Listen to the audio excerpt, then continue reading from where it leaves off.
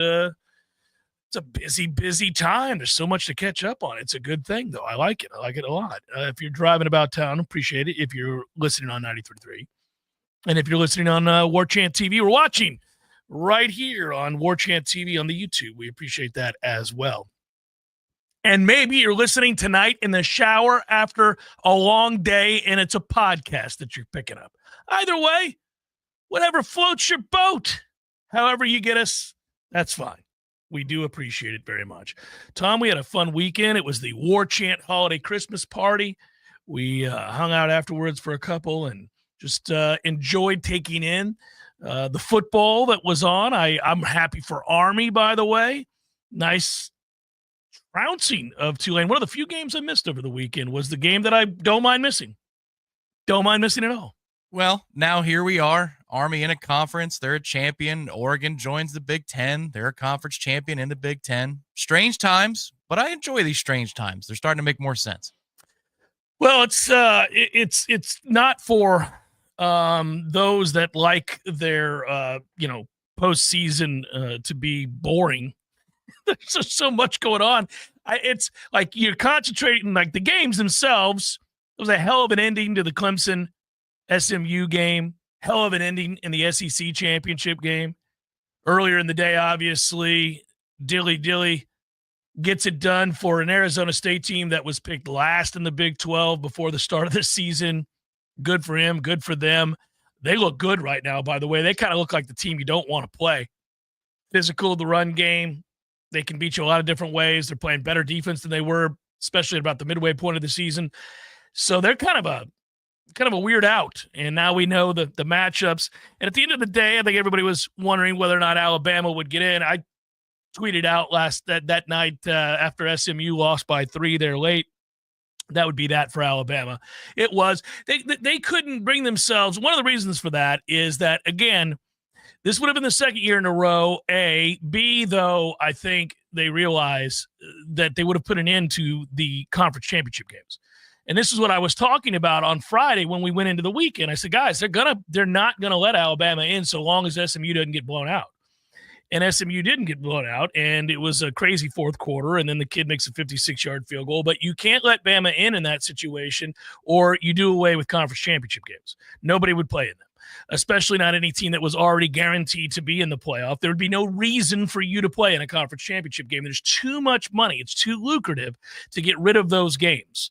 And at the end of the day, look, it was funny to listen to Alabama's AD say afterwards, well, we'll have to evaluate our scheduling. Look, pal, you didn't get left out of the playoff because your out of conference games were against Western Kentucky, Mercer, USF, and Wisconsin. Now, Wisconsin went 5-7, and that's not your fault. And you blew Wisconsin out there, 42-10. I mean, it was an ass kicking. But you did not make it because of your out of conference schedule, which was pitiful. You didn't make it because you lost to 2 6-6 teams. I mean, you lost 24-3 to a team that struggled to get to 14 against everybody else every week. That's why you didn't make it. You don't lose the 3 games. I know that strength of record would suggest they have better wins. They do have better wins. They have better wins than most teams in America, but you can't lose 3 times and not have it matter. So in the end, it did matter. And in the end, they didn't make it. And it's, they got it right, in my opinion. But I mean, this is when you're gonna have a 12-team playoff, which is gonna be a 14-team playoff, which is gonna be a 16-team playoff. There's always going to be a team where on the margins there that you're gonna be able to argue about, and you're gonna say, well, any given year there might be a circumstance where you agree the 13th team was better than the 11th team or whatever it might be. I mean, hell, I think any given year when we watch the NCAA tournament, we talk about circumstance and bubble busting and somebody winning a conference tournament that has no business being in the tournament, all the things, right? We see these things happen all the time. It's where you get back to don't lose 3 games. Don't lose 3 times, especially not to 2 6-6 teams. Well, and if they're not going to change the way that they seed it in terms of auto buys, I think what they should open themselves up to is a conference offering up a designee. Like this is their team. They don't do it in basketball because bid stealing is too good for television, and people will watch the Metro Atlantic Athletic Conference championship game where they will never watch a single game in that season. If there's a championship game between Siena and Iona and there's a bid steal on the line, oh, hell yeah, they're tuning in. So for those purposes, the conference championship games always have to be there. You could rename those and then just say, all right, Big Ten, who's your designee? And if it's Oregon, before that game's played, Oregon doesn't have to play in Indianapolis. But you know who could? Somebody that's on the bubble that could maybe get in. They might want to tinker with that. We'll see. The one thing I think they should definitely do, and this is for, a future discussion. Yeah. You need to reseed after every round. Yeah, because again, man, you're looking at this like I said before the weekend began. Yeah. Why would Oregon want to win other than to say we're first year in our conference, we won the Big Ten? That's great. And you play one fewer game. But you've been the best team in the country all year long. You're undefeated. You're only undefeated. You did all of the things you were supposed to do, all that. And your reward is now that you get to play the winner of Tennessee and Ohio State. When in truth, you're thinking, well, how about the Mountain West? How about we play the Mountain West champion instead of that? Like we're the 1 seed. So I'm with you. I mean, they could have, if you fall, like I said, I laid it out. If you had fallen to like the 5th seed, you're taking on the winner of the Mountain West and the Big 12. Now, the Big 12 may be a problem, but I mean, that's an easier road to hoe than if you're taking on Tennessee or Ohio State. Yeah, 5 seed hosts Clemson and then plays Arizona State in game 2. But you're playing an extra game. That's the downside. You are, but you have so much time off between now and then, now and that first game. I don't know, man. It's almost too much time off. You know what I'm saying? I'd play the extra game, especially if my route is against 2 teams that I'm superior to. Now, we'll see. They got to play the games. Maybe Arizona State's surprised everybody. They're playing really well right now. And they're more physical than people gave them credit for. And when you watch them play, and I've watched a lot of them because I bet on them a lot, they're a fun team to watch. They're a fun team to watch. All right, well, I still had a lot of fun with all of it, even though I knew the griping would begin. Good on you, Booger McFarland, for taking a shot. And then did you see the bitch made response from Herbstreit? I did. Come on, buddy. I think you sitting in traffic look more interested in the driver's seat than he did being on yesterday's broadcast. We didn't want to be there, but here's the problem: you're paid roughly $8 to $10 million a year to want to be there and to Unlike voice Brett Hundley, you are the face of the sport. Right. You gotta voice your opinion in the situation, man. And it's strange to me. I would think that somebody would have explained that before the process. Like they would have known what he was going to do because his feelings were hurt last year when the pushback happened. Yeah, they still are. You saw his comment to Greenberg when they were on NFL Countdown. No. Oh, he said, "I'm not offering an opinion. I'm not offering an opinion. I learned my lesson last year. I don't want to have social media come after me." And then he dropped death threats. Now, I don't know. Well, I would think that there's probably more veracity to that than McElwain's claim of death threats. Without question, there probably was. Yeah. Because there were a lot of hateful and horrible things lobbed his way. There's no doubt about that. That's the sad part of social media. I mean, it's like, come on, guys, get a hold of yourselves. But yeah, that exists. The problem is, man, and I think if you're him or anybody else in that position, you probably just got to either get off social media if you can't, if you're not able to. I mean, I've met people before who've said, I get that I'm paid for this, and this, and I'll keep doing that, but I'm not going to engage in the other superfluous stuff because I can't stay away from firing back and defending myself or family or whatever. I get that, man. I get that. That's got to be hard. I mean, kids that are born of today can handle it a lot more than the adults who watched it come into play. Well, and that's always been a problem of his. I always point to he and Van Pelt as guys that can't put their phone down. Yeah, you got to leave. They're very, very sensitive people. And when, like I said a million times before, for specifically Herbie more than Van Pelt, and it's not like Van Pelt isn't a star, but when you're on a Cheez-It box, when you're the face of Home Depot in the fall, and now you're an NFL analyst on top of being a college analyst, you've already made it. Oh, there's no you've point done more in than going after somebody with 42 followers who doesn't put their real name on there just to own them and have a laugh. Like, what is out of balance? What is out of balance here? Something is, and clearly the last year of interacting with this fan base, the worst of this fan base, in addition to some people who are reasonably angry, affected him such that Yesterday, I think Saban cared more about being on the broadcast than Herbstreit did. And it really was a competition of who was less happy. Less happy about those things. So the portal is open, and it is going to be fast and furious, and that is where we're at, right? We know some things that we've got to touch on. First of all, it looks like Florida State's got their new offensive line coach. My question to you is, what the hell took so long? I mentioned Herb Hand a long time ago, like the second Gus Malzahn was hired, and figured that it would be Herb Hand that would be coming to Tallahassee, so much so that we talked about it, I mean, at least publicly, pretty much first, that it would be Herb Hand. And if you were going to bring Herb Hand in, it would have been nice to know before you lost your 5-star offensive lineman who just wanted to know who the coach was going to be, who just wanted to know who it's going to be. So I get it. He was offered other jobs and all that other stuff. I'm sure there was a lot of wrangling behind the scenes, but man. Yeah, no, I agree. There's frustrations there. I'd like to know in an alternate universe if Herb Hand was named on Tuesday or Wednesday of last week, if Solomon Thomas would have still done what he did. I think he would have. Well, maybe not. We'll never know. We'll never know. We'll never It would have know. been nice to have it there so you'd have a definitive rather than just say what could have been. Yeah. But yeah, the reports are out there this morning. National 247 had it, and Ira, I think, confirmed it just a few minutes after from Florida State. I don't know if the paperwork is out yet, but there is paperwork pending, and then the announcement will be coming down. And depending upon who you talk to, there are some differing opinions on how well Herb did his job at the power level, meaning at Auburn and at Texas. I've heard negative things, but everybody hates their offensive line coach. I think, part and parcel to being an offensive line coach is you're like a referee. They only see the negative in what you do. But this UCF offensive line has been extremely productive the last 3 years, and they should be able to bring a couple of UCF kids here to get us started on the right path.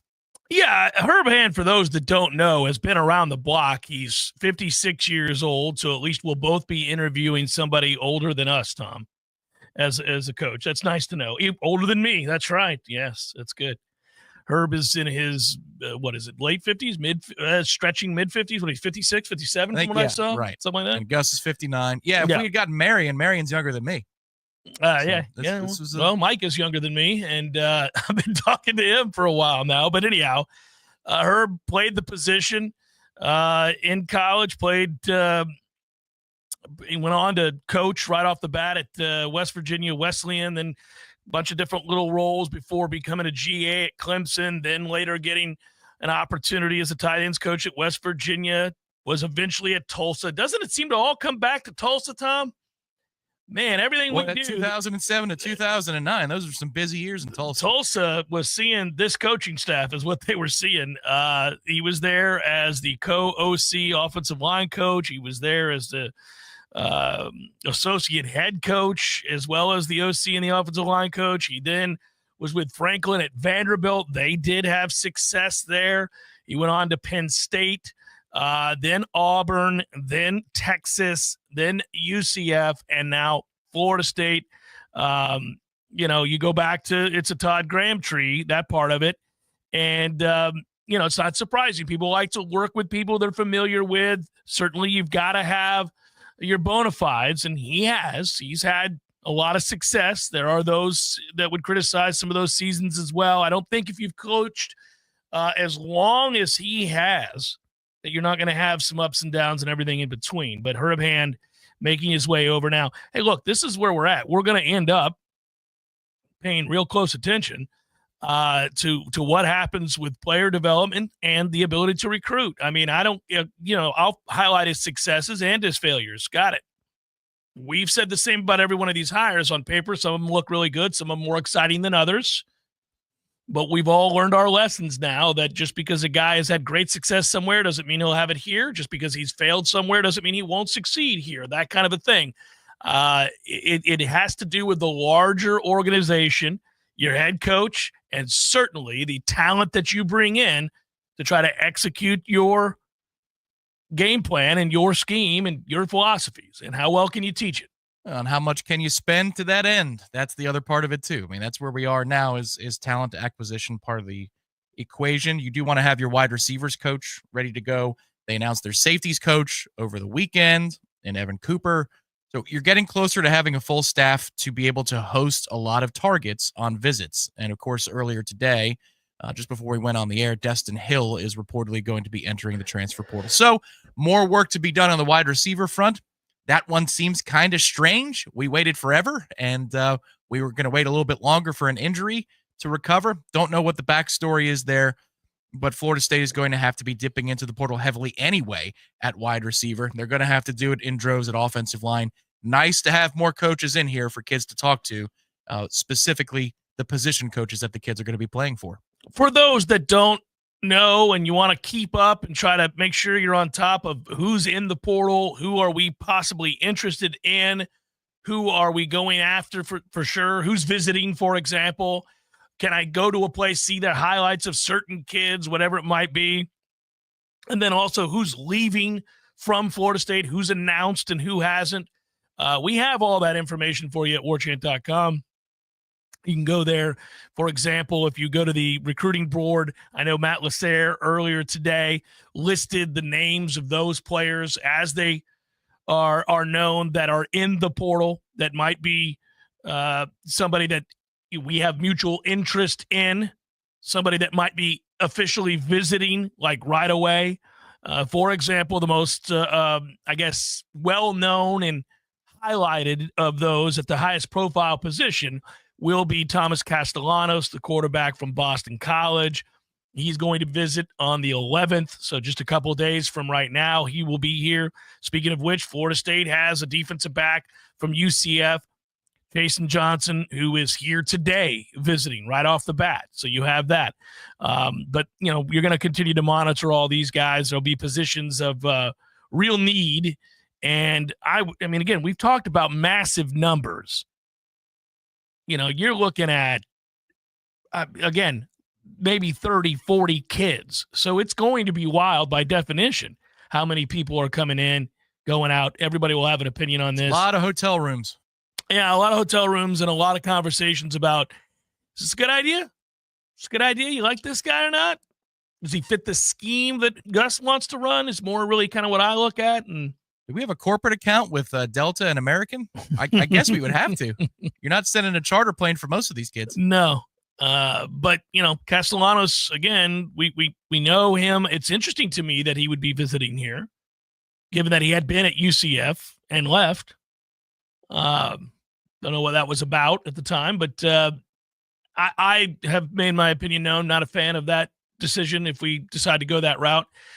Not saying he can't succeed, not saying he can't have some success in an offense like this, because obviously his legs are a weapon. I think he's wildly inconsistent as a thrower. Not in love with the decision he made at the end of his time at Boston College. So, we'll wait and see. I imagine from what I've been told that his won't be the first name we're jotting on this list that we're keeping up for people, because I've been told that Florida State has reached out to no fewer than 5 to 7 quarterbacks already, and that it may go up to 12. 12 to 13. And why wouldn't you? I mean, you're going to kick the tires on a lot of guys, from guys that probably have no chance in hell of coming here, but just kind of curious to find out their interest, and let's find out, do they fit? And from guys that maybe a lot of people wouldn't think of, that you realize, like maybe Gus looks at a kid and said, he's perfect for my system. I don't care that he played at, whatever, Mississippi Delta State. I'd still like to take a look at him.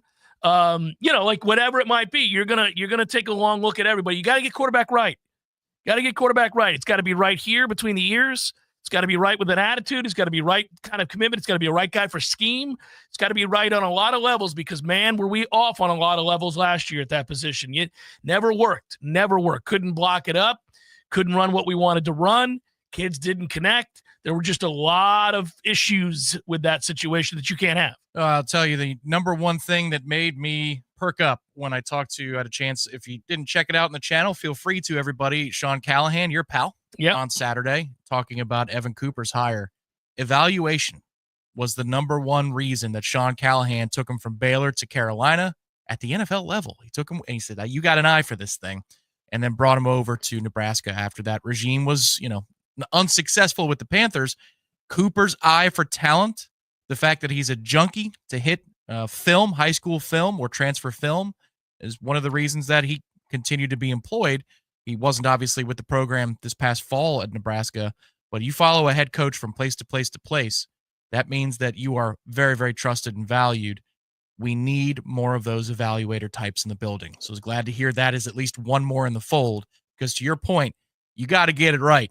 You got to get these decisions right. They cannot be woefully off, to the point that if I'm Mike Norvell, I'm saying, I can't be so off that you provide me notes and I come to the conclusion that something's going to be the best I've ever had and it's the worst in the country. That can't happen again. That's a little bit too much variance for me. How do we get this right? The setup so far, the way they've gone about bringing in the guys that they have, in particular on the defensive side of the ball, Tom, really kind of points to not only the desperate need to get it right and to get the evaluations right, but also you're seeing a real emphasis on what I look at as kind of a triangle of attacking South Florida, based on the backgrounds, in particular on the defensive side of the ball, of a lot of these coaches. And even the ones that don't have a backdrop in South Florida, they've got they're either up and coming as a recruiter, well thought of, or they have a direct connection to coaches in the state.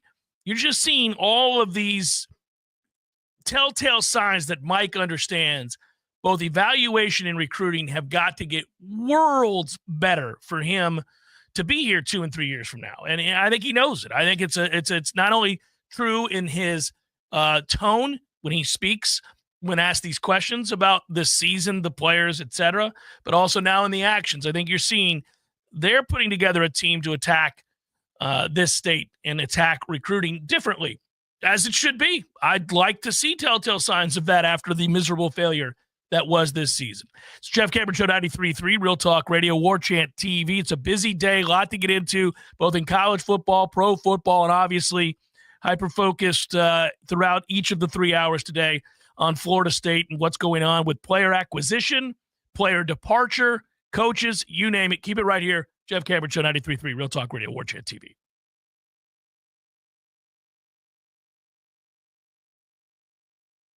This is G. Deckerhoff. In 1979, my friend Guy Moore opened his first store. Over 45 years later, Garnet and Gold is still providing the Seminole Nation with unique ways to show their spirit. As the last locally owned FSU merchandise stores in Tallahassee, we're proud to be a part of the Florida State experience and this community. If you're a Seminole like me, this is your store. Garnet and Gold. Go Noles.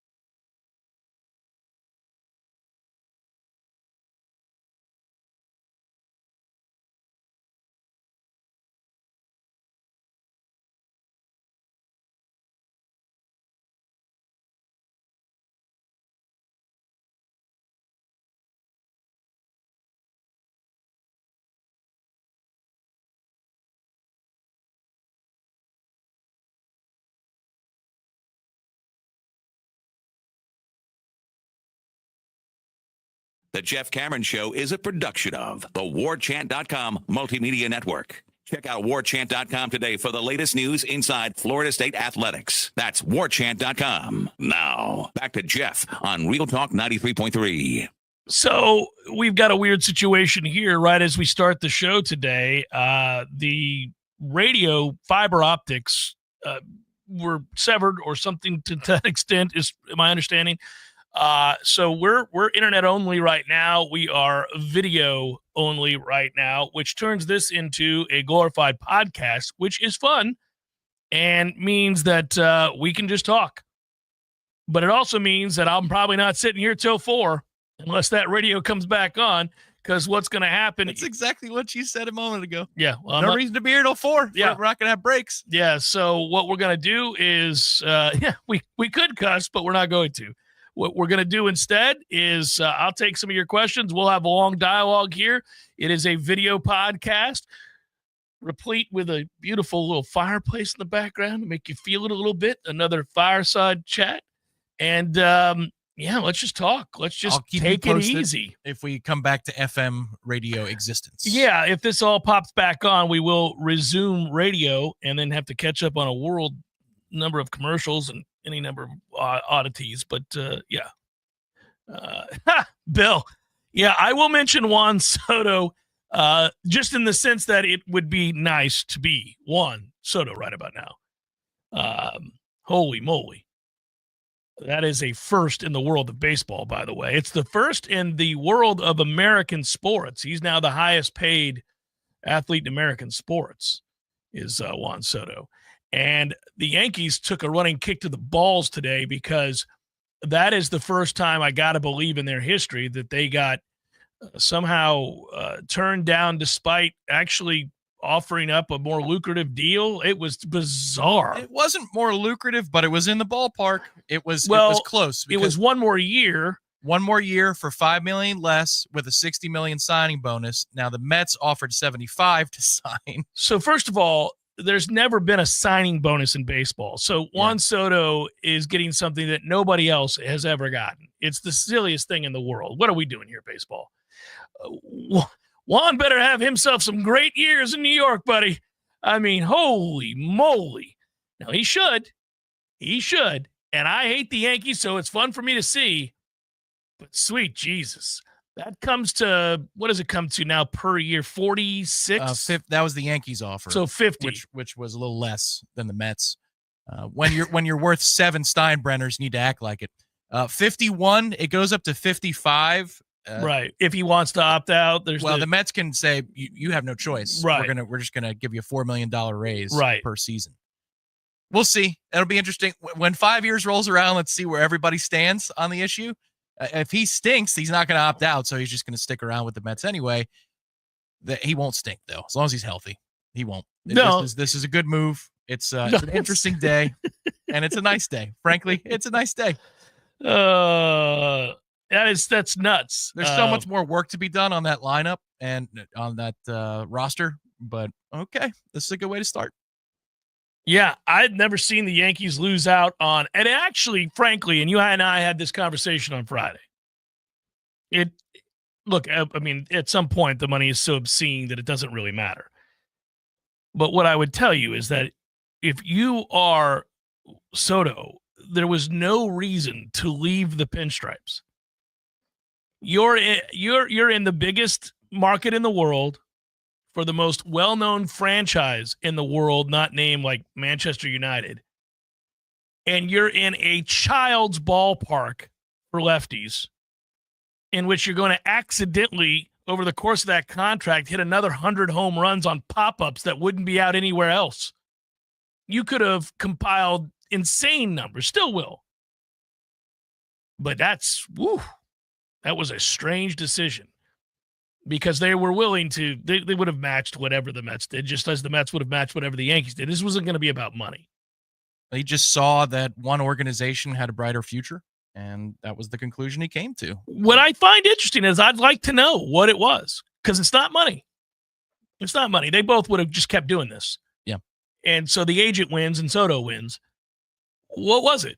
I wonder I mean, there's less pressure with the Mets, but not a lot. I mean, you're still in New York. No, and pressure doesn't affect him in any way. I mean, this year would have proven it. Yeah. And this was the one thing I was not for this signing before the year started. In watching living up there and watching a lot of the coverage of what he was as a player in the clubhouse, because it was a 1-year trial. The moment they got machine. I was up there 2 months and then they signed him, and I'm at the bar and all these Yankee fans, oh my God, they're just going nuts. We got Soto. It's over. And, then I watch all the coverage of him from spring training through. He's one of those guys who he will show up, be the first person at the facility. He'll work very hard. He gets in the video room to review all these little, he puts in the effort. And that's what won me over to say, why not take a crack at it? And take a crack at it, the Mets did. And he said that, look, I'm looking at these two organizations. I know what the Yankees are about, and I don't think that they're fit for the future the way the Mets are going to be. That's why he chose New York on the Queens side. He went to the correct side of the Whitestone Bridge. If you're Soto, you've got the best right-handed power hitter protecting you in the lineup in a child stadium. Makes no sense. I'm glad he's with the Mets and not the Yankees, but this doesn't make any sense. Anyhow, back to football. Let's get to this. I'm glad that the committee figured out that they had to go the route that they did. But I still think there's going to be a lot of tweaks. A lot of people are frustrated with seating, like we alluded to, frustrated with the process of the committee, which is clearly never going to be something that people embrace for the reasons that are obvious. To the point where in the past, I've actually kind of pitied anybody that had to speak on behalf of, anybody that had to deal with speaking to the press after, a curious decision from a ranking standpoint from the committee. And, I just, at some point, you're going to want to have fewer people, I think, involved in more computers or at least an agreed upon criteria that is unilaterally agreed upon that everybody says is the right one, and then let the computers do their job. Because when I'm able to identify that guy played for an SEC school and that guy was in the administration of a Big Ten school, you're never going to have a belief that anything is on the up and up. Well, and that could be an ACC guy. It could be any conference or team or program. That's what this is going to be debated forever. It's never going to be clean. And it's impossible because unlike the NFL, you have a situation where you don't have divisions like this. And you don't have where you can say, well, they won their division and this is they're going to, like, you win the NFC South with a losing record, Tom. You can go to the playoff because you won your division. But they don't have it set up that way in college football, and so it's going to be a problem forevermore. And I think there's probably an easier way to generate less controversy. Now, since we're not in the playoff, and we were nowhere near the playoff, and because we won 2 games, I figured today would be a bit of a holiday. But remember this. When your players begin to file out the door, and they are right now, it's happening fast and furious, a lot of times you feel, I don't know, certain fans feel a certain kind of way about that. They feel betrayed or angered, or that the player was failed if they were a high-profile player.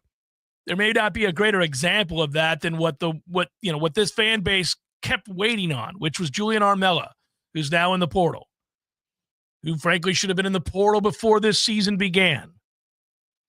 What you want to see is, in my opinion, evidence that Mike is finally capable of making tough decisions and letting kids know they are not welcome back here.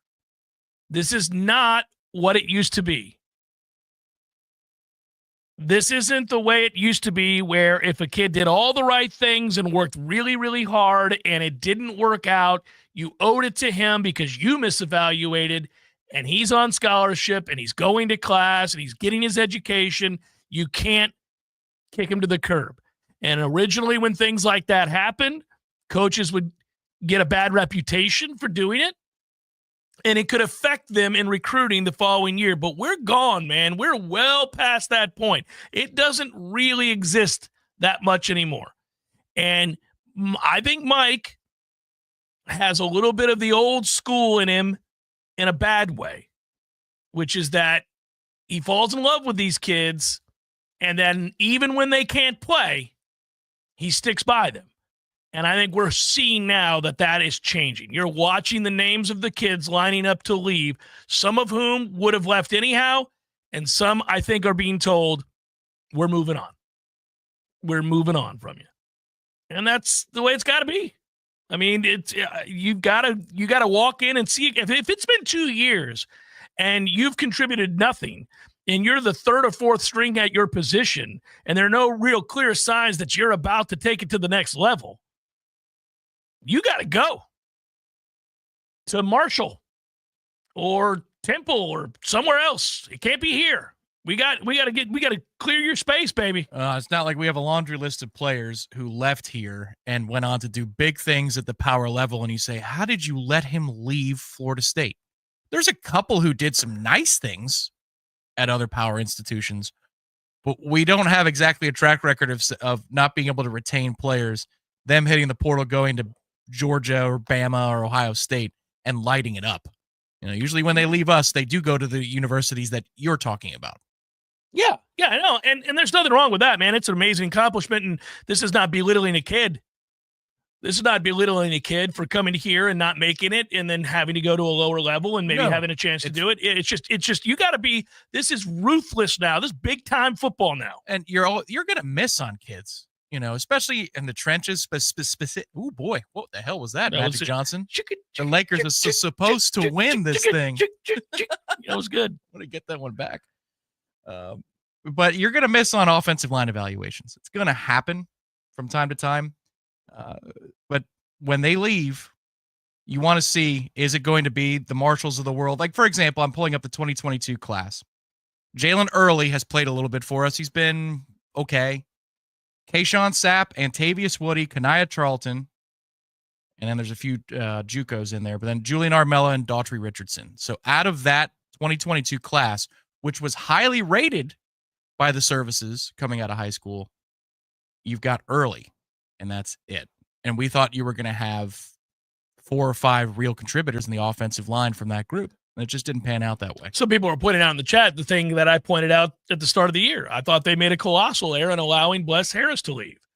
And I know some of the behind-the-scenes stuff there. Bless just wanted a couple of guarantees on some situations that he was going to be able to play and play a lot. And I don't think that Alex was willing to do that. Bless took it on down the road, whooped ass, had a great year. And I think that was a dumb mistake. One of many decisions that you look back on now that led to a 2-10 season. Would he have saved it? No. Would he have helped? Yes. But that's all part of the colossal screw-up that was this offseason leading into this year. As far as player evaluation, player development, you're bringing in basically a whole new coaching staff. You've got guys now that hit the ground running, Tom, where we're going to be watching very closely to see how quickly this gets flipped. It's got to be worlds better than it was. I think most of us look at 7-8 wins as the benchmark for next year, minimum. Right? Minimum, yes. And you feel like it's 7 doable. It's 7 with an upset of your rival. That's the only way 7 I think is okay.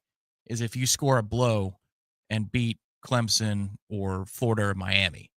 Because if it's 7 and you lose to Bama, Clemson, Florida, and Miami, I don't know. That's not cutting it. Yeah. This, though, so far, since the season has ended, has been largely very, very positive. I think we're watching them do a better job already. From the coaches that they've hired to the mindset that's kind of revealed every time, as I said, Mike talks, they've done a better job already in understanding how cutthroat this is. It's not nice time. Not everybody's going to make it. And you're going to move on from them quicker than you did before. There is always going to be room for player development. Of course, kid comes in, doesn't have to play right away. You don't want him to always. One of the things that about salvaging the signing day class, Tom, to some extent, it's relative. But one of the things about that is that that class is still not elite. You're still, you salvage something of what we thought might be the 50th ranked class and turned it into the 18th or 20th ranked class. It's still not a great class. You just did enough to not have a complete disaster on your hands. Correct. Well, and it showed signs that as we hit the portal, that the investment level is such that you should expect things. Like, I expect more out of the portal haul because of what I saw of how they closed in the high school ranks. It takes resources to get those kinds of flips. Coming off of 2-10, coming off they're of 2 spending and 10, out their ass right now. Exactly. So that means that, you're not going to bring in 20 awesome players or 30 awesome players out of the portal, but I expect a handful. I expect a half dozen to 10 nice additions to this team through the portal. Well, the difference is we should spend aggressively. Well, we will spend aggressively, and they have, and the Battle's End is working hard, and I think the administration understands with the house money coming in and all that they can go after it. But, Tom, one thing to note with these portal guys, the portal guys have to be players, unlike the signing day class. Now, there'll be a handful of guys from that signing day class, maybe even your running back. Usman Chroma might be a starter this year. But one thing to note, those kids are kids that you don't necessarily expect to come in here and play right away. Agreed. That's not ideal, right? So even though you may have flipped the 4-star and flipped another 4-star and got excited about a 3-star, they're not coming in and making a huge impact on your team this upcoming year. And this upcoming year, you have to see a major flip. So these portal players better all be proven. So these evals now, with the new coaches and with Mike, they all have to be looking at guys that have been very, very productive in college. They have had to have had success in college, playing college football. This can't be an up-and-comer that was on the bench at an elite program like Alabama. It can't be about an up-and-comer that was on the bench at a program like, let's say, wherever, Notre Dame. These have got to be guys that you've seen play college football. In most cases, there are exceptions, that you've seen play college football at a high level. The guard from Arkansas that I brought up on Friday. Well, that's a kid that's played 2 years of college football. He's had some injuries in there, but that's a kid that's been very, very productive at guard for Arkansas in the SEC. You know he can play. In fact, you would argue he can play better than any of the offensive linemen you have. He's proven that in his short time in the SEC. That's a kid you would take a chance on. You'd say, you know what, that kid can play. Obviously, you're going to look at injury history. What kind of injuries did plague him? Are they major? Are they minor? Sure. Whatever it might be. But he was productive. He graded out well. We're going to take a kid. Go look at that film.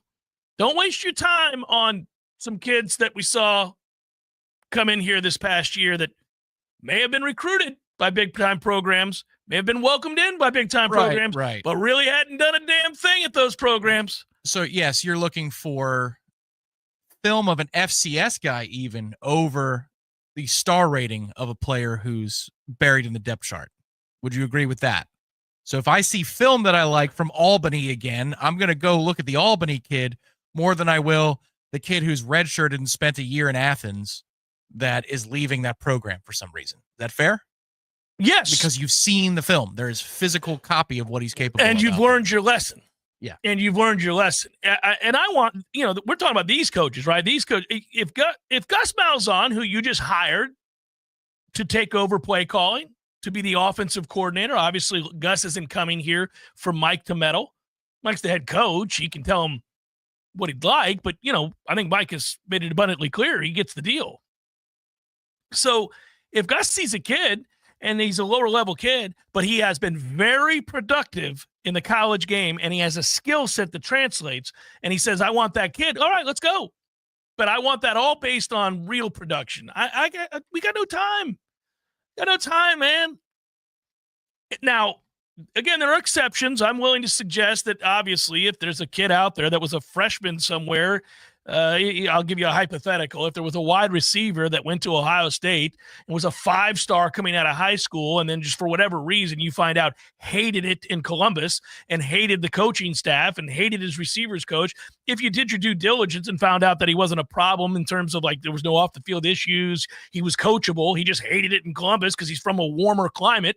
And he's like, it's cold up here. I'm not down with this. This is ridiculous. All right, yeah, fine. Bring the 5-star in. But you get my point otherwise. Sure. Well, yeah, what you have to flip here on its head is we were coming at it from a place of privilege a year ago or 2 years ago when we entered the portal. Because you had positive momentum. You had retention on your side. You had a quarterback in Jordan Travis 2 seasons ago that was going to be attracting others, like a Keon Coleman, like a Jaheim Bell.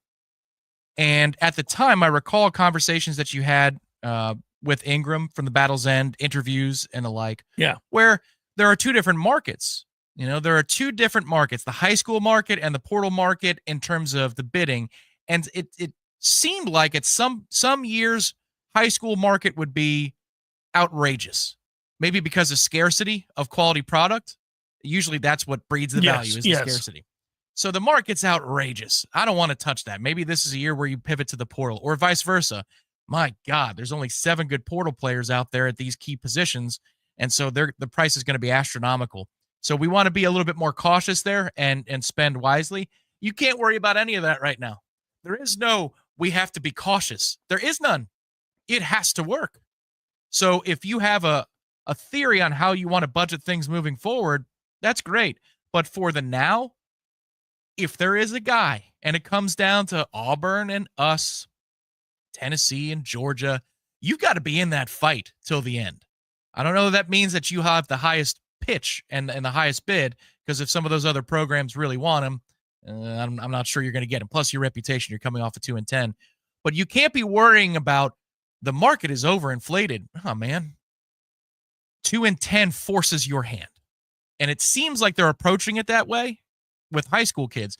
And if you're going to do that for kids that aren't going to help you for 2 or 3 seasons, then you damn sure better do it for kids that can help you right here, right now.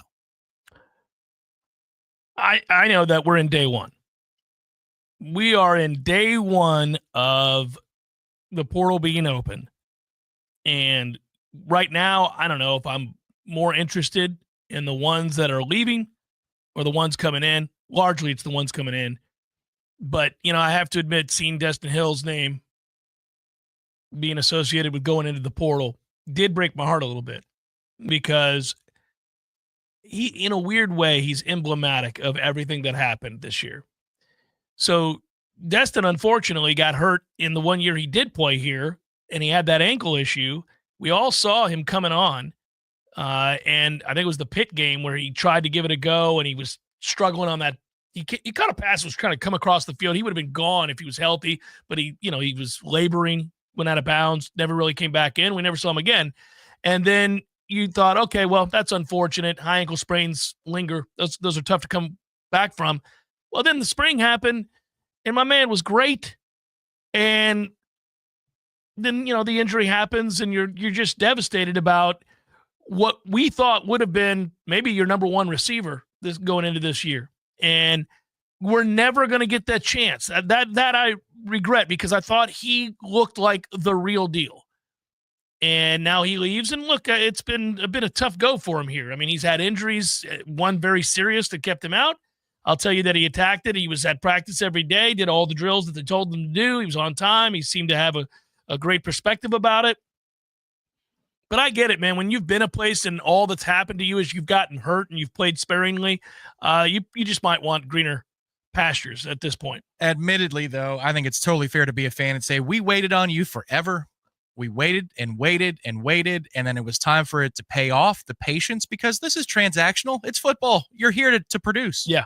Then you get hurt, and we're going to invest in that. We're going to invest in your rehabilitation. Well, it's not, I mean, look, of course, that's part of it. But, okay, well, we're going to wait again. And then the moment that you're ready now, oh, okay, you want to ride? Fantastic.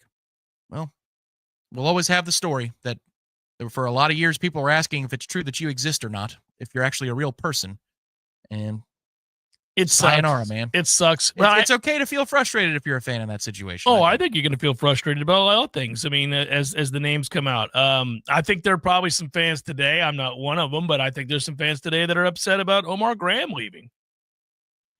Omar Graham's, I'm not. It doesn't bother me, but I mean, don't you think?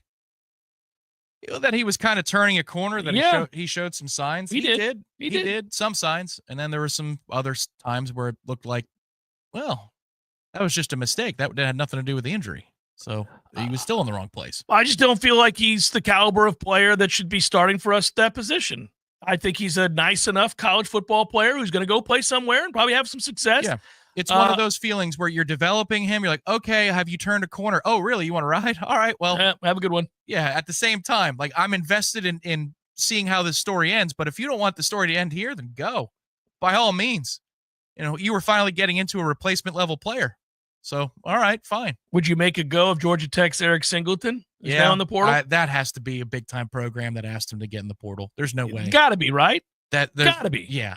That reeks of, remember when Bama did that with Gibbs a couple of years ago? Yeah. I mean, my man had 715 yards receiving last year, had nearly 50 catches, That's a healthy program. They feature him. That's a big time program saying, hop in the portal, young man. We're going to take you to Columbus, or we're going to take you to Tuscaloosa. Well, and he's got elite speed as a sprinter. I mean, he's on their track team as well. He's got elite speed. So, by the way, Georgia Tech facing Vanderbilt in the Birmingham Bowl on December 27th, if you were wondering.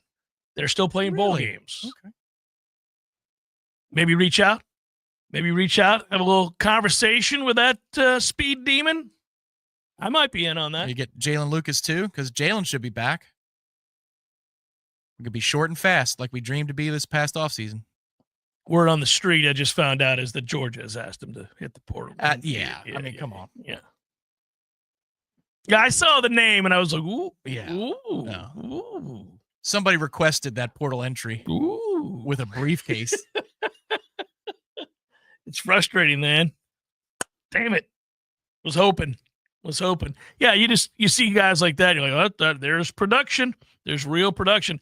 All right, we'll take a quick break. We'll bring in Ira here in a few minutes as we go through all these portals, all the portaling, all of the stuff as we find out which players are there, which players are out. You want to go through and get everybody updated on the comprehensive list of those that are for certain in the portal that are leaving Florida State? I think we should go one by one and talk about just how disappointed or excited we are. Oh, really? What do you want to do, like Commodus here? Thumbs up, thumbs down? Yeah. Like, oh, good to see your name in that portal there, young man. You made the right call. Take it on down the road. There are others to be. I have it up if you want to do that before we break. Well, pull it up. Go ahead. All right. Here we go. One by one. Mm-hmm. We'll start with Julian Armella. That went down in the last hour. Would you say that is, of all the guys, first of all, he should have already been gone. But second, the whispers were so loud for the last year and a half that at any point, so behind the scenes, I get fatigued. I don't think the fans did. The fans are asking, when's he going to play? And I'm saying, when's he going to leave? Because all you hear about it, if you're going to be on the brink that often, for what? You can't start on this offensive line? Come on now. Let me tell you something, though. He is a weird guy to try to get a handle on in this sense. From day one, he'd have moments. Absolutely. The best reps were excellent. From day one, he'd have moments where you go, oh, he can play a little bit. That's why he was thought of as highly as he was. And then the next time you saw him, you would take a huge step back and you'd be frustrated. Battled with some injuries, overcame those.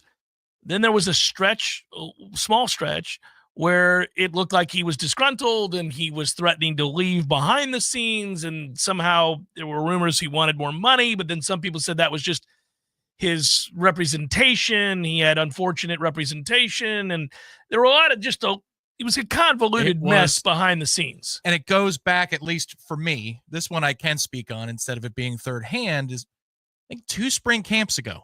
So you're talking spring 2023. You're like, man, he's making noise already. He hadn't done a thing. Why? Right. Why would you be? Which is why I watched very closely his sideline attitude during the games, and he was always right near Norvell for his post-game speech and the cinematic recaps that they only do after wins. And he was close to Mike Norvell. He was the one that dumped the Powerade on him in the ACC championship. So you could tell in that moment that he really likes his head coach. but the whispers persisted. And you're saying, I don't know, man. It's not like this offensive line's any great shakes. You're not even in the 8-man rotation that we like to deploy. Come on now. And this year, even more.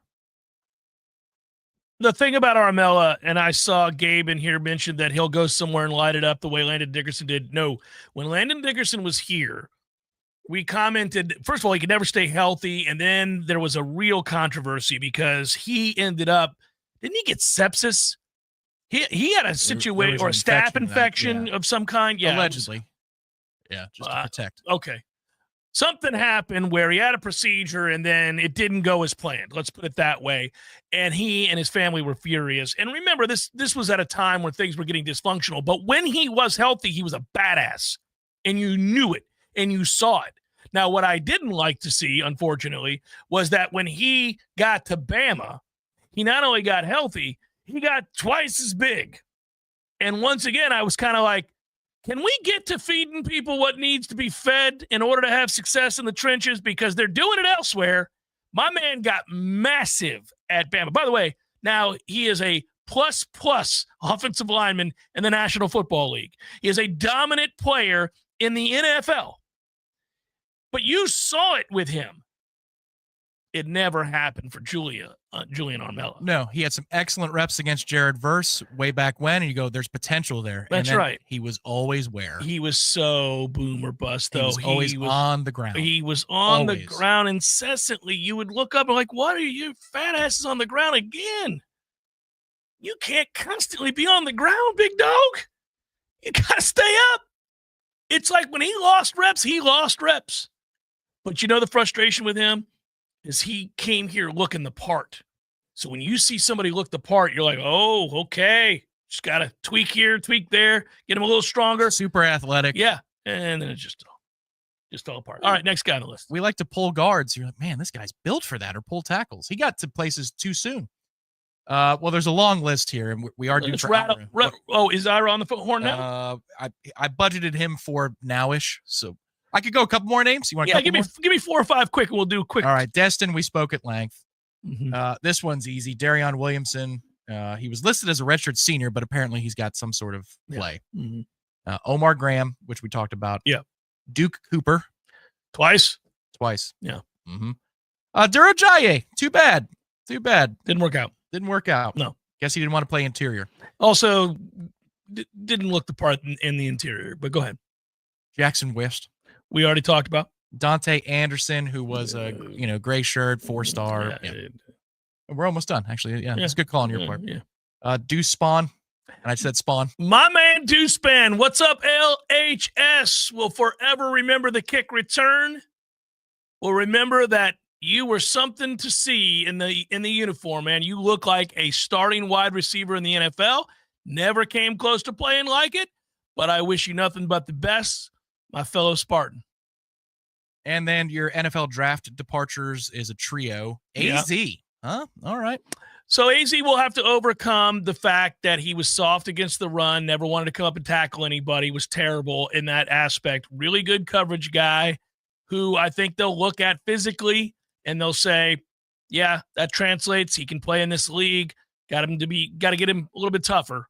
You never want to have toughness questions about a player that's about to go to the National Football League. It's a league of tough guys, but you do have to have the fast twitch that he has and the ability to, turn and run, and he can do all those things. So he's long-armed as well. Somebody will take a chance on him. I wish him well. And then D. Jackson, Josh Farmer. So Josh is going to do fine. He's a good football player. Actually had a pretty good year considering. I thought he played hard every week. Played hard in 10 of the 12 weeks. And when he does, he's good. So he's going to go and do well. And Darryl was just scratching the surface. Somebody's going to see him and go, oh, my God. What if we get him to play like he looks?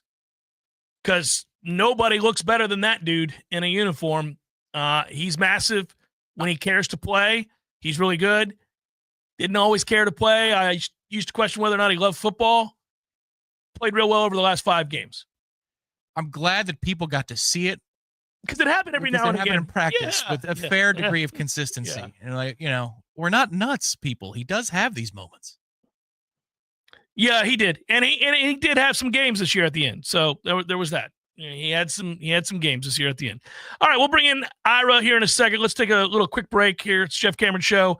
Weird version today since the fiber optics have been cut on radio. We're going crazy long, massive podcasty thing. Yeah, that's what we're doing. This is G. Deckerhoff. In 1979, my friend Guy Moore opened his first store. Over 45 years later, Garnet and Gold is still providing the Seminole Nation with unique ways to show their spirit. As the last locally owned FSU merchandise source in Tallahassee, we're proud to be a part of the Florida State experience and this community. If you're a Seminole like me, this is your store. Garnet and Gold. Go Noles. As I want to do, I look out for your comfort, everybody. You know that, and I've told you for weeks that the cure to what ails you is over at Manscaped. Manscaped.com, promo code WARCHANT, of course. But you need the salve so the boys are comfortable. Listen, being comfortable is a year-round endeavor. It's not just when it's hot outside. It's not just when there's the potential for rash or chafing, as they like to say. No, it's year-round. Get you the underwear. Get you the salve, get you the balm, get you the cream, get you the nose hair clippers, get you everything you need to trim and keep proper. There's the crop preserver. There's the stuff that helps you out with every part of your body, not just down there. Go to manscaped.com right now. And if you use the promo code WARCHANT, you'll get 20% off. You really can't beat that. I'm saving you a ton of money. Promo code is WARCHANT for 20% off. Plus, by the way, fellas, free shipping to boot. So there's no reason not to go and check it out and find out how it is that you can look right and feel great year-round, no matter what. Every day you leave that house, you say, I'm buttoned up. The boys are comfortable. I'm ready to go. Manscaped.com, promo code WARCHANT, 20% off plus free shipping. Can't beat it.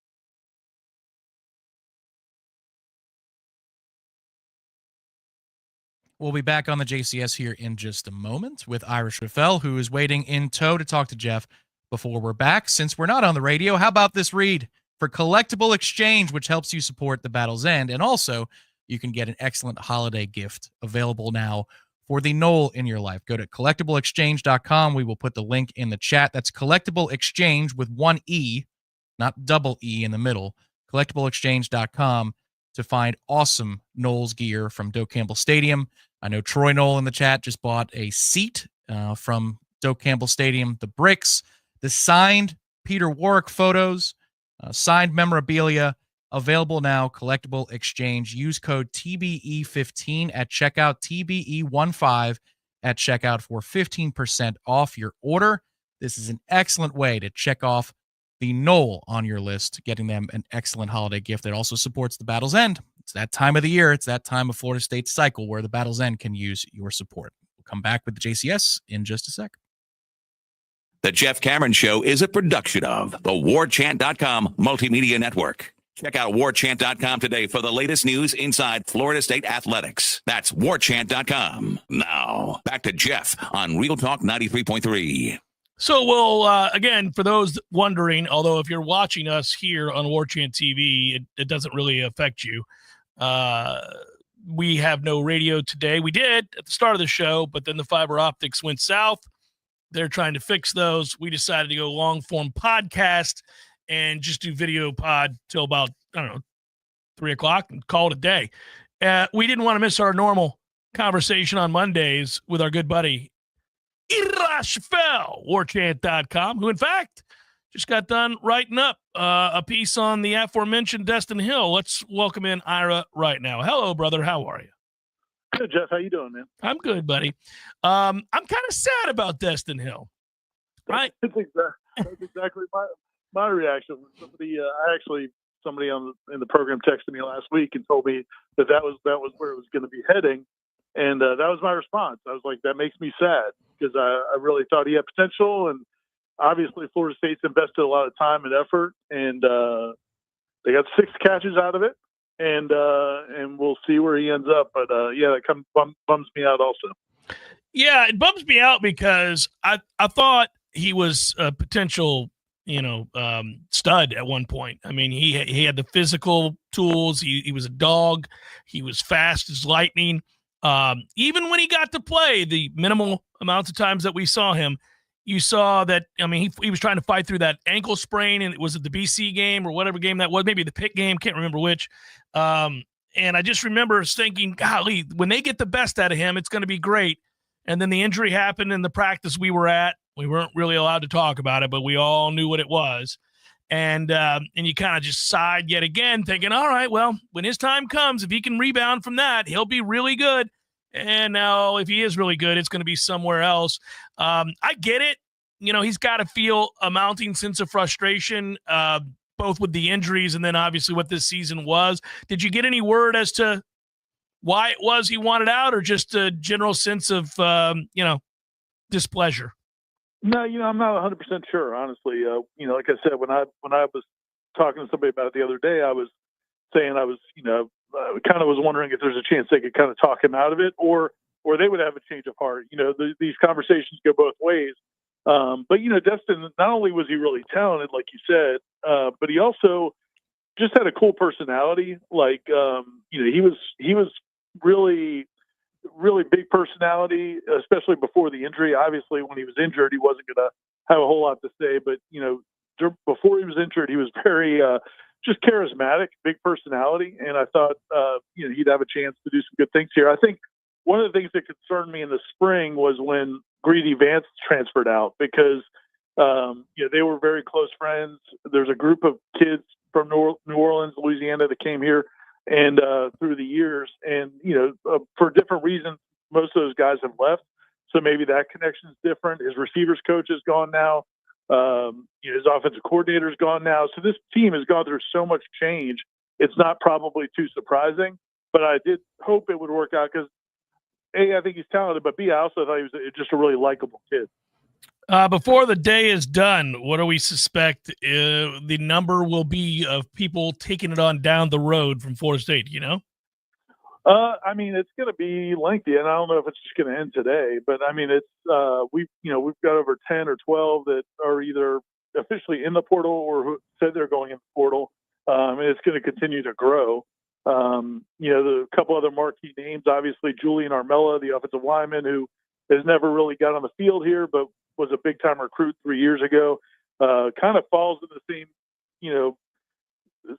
in the same area as Destin Hill in terms of a guy who had a lot of hype and just it's never really materialized for different reasons, though. A lot of other guys that are not necessarily impact players, Byron Turner, Darion Williamson, Deuce Spann. I mean, it's just a bunch of guys that, it's kind of the normal court that, we've seen so far. There haven't really been any other guys that I would say like, oh, you're devastated to see leave. I know that no, and there will be very few people on this roster, quite frankly, that you'd be devastated to see leave. And I'm not trying to take shots. It's a 2-10 team. There aren't too many guys you're going to be like, oh man, how are they going to live without them? The ones that you would be upset about are the young, talented kids who have real upside on the back end of that defense that we've talked about a little bit. There are a few of the young players on offense as well that we've talked about, but really everything else, you're kind of like, we'll see what happens. Do you know? Oh, go ahead, Ira. Well, I was just going to say, Omar Graham announcing late last night, that was kind of a little bit of a, he showed some potential. It's not a big loss, right? But he did show some potential, and he still had 2 more years to play.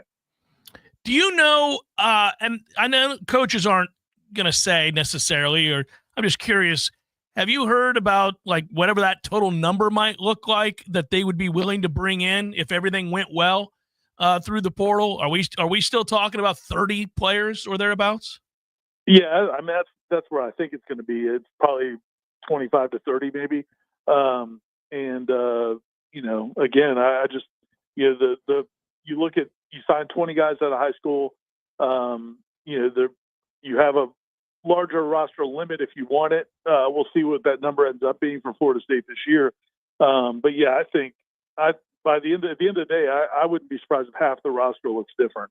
And they've got a bunch of guys that they're talking to. Michael and Matt have updates on the site between the defensive players from Nebraska who we expect to be coming in for visits. Obviously, they're in the market for quarterbacks.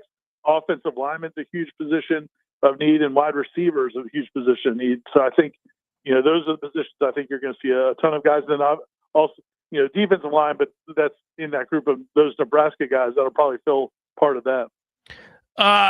We're hearing Herb Hand now as, they're set to hire Herb Hand, the offensive line coach that will come over with Gus Malzahn from UCF. You go back, you look at his history, like a lot of these guys now on that side of the ball, you can go back to Tulsa and go through all this. But I am kind of curious, and I think a lot of fans would be wondering this.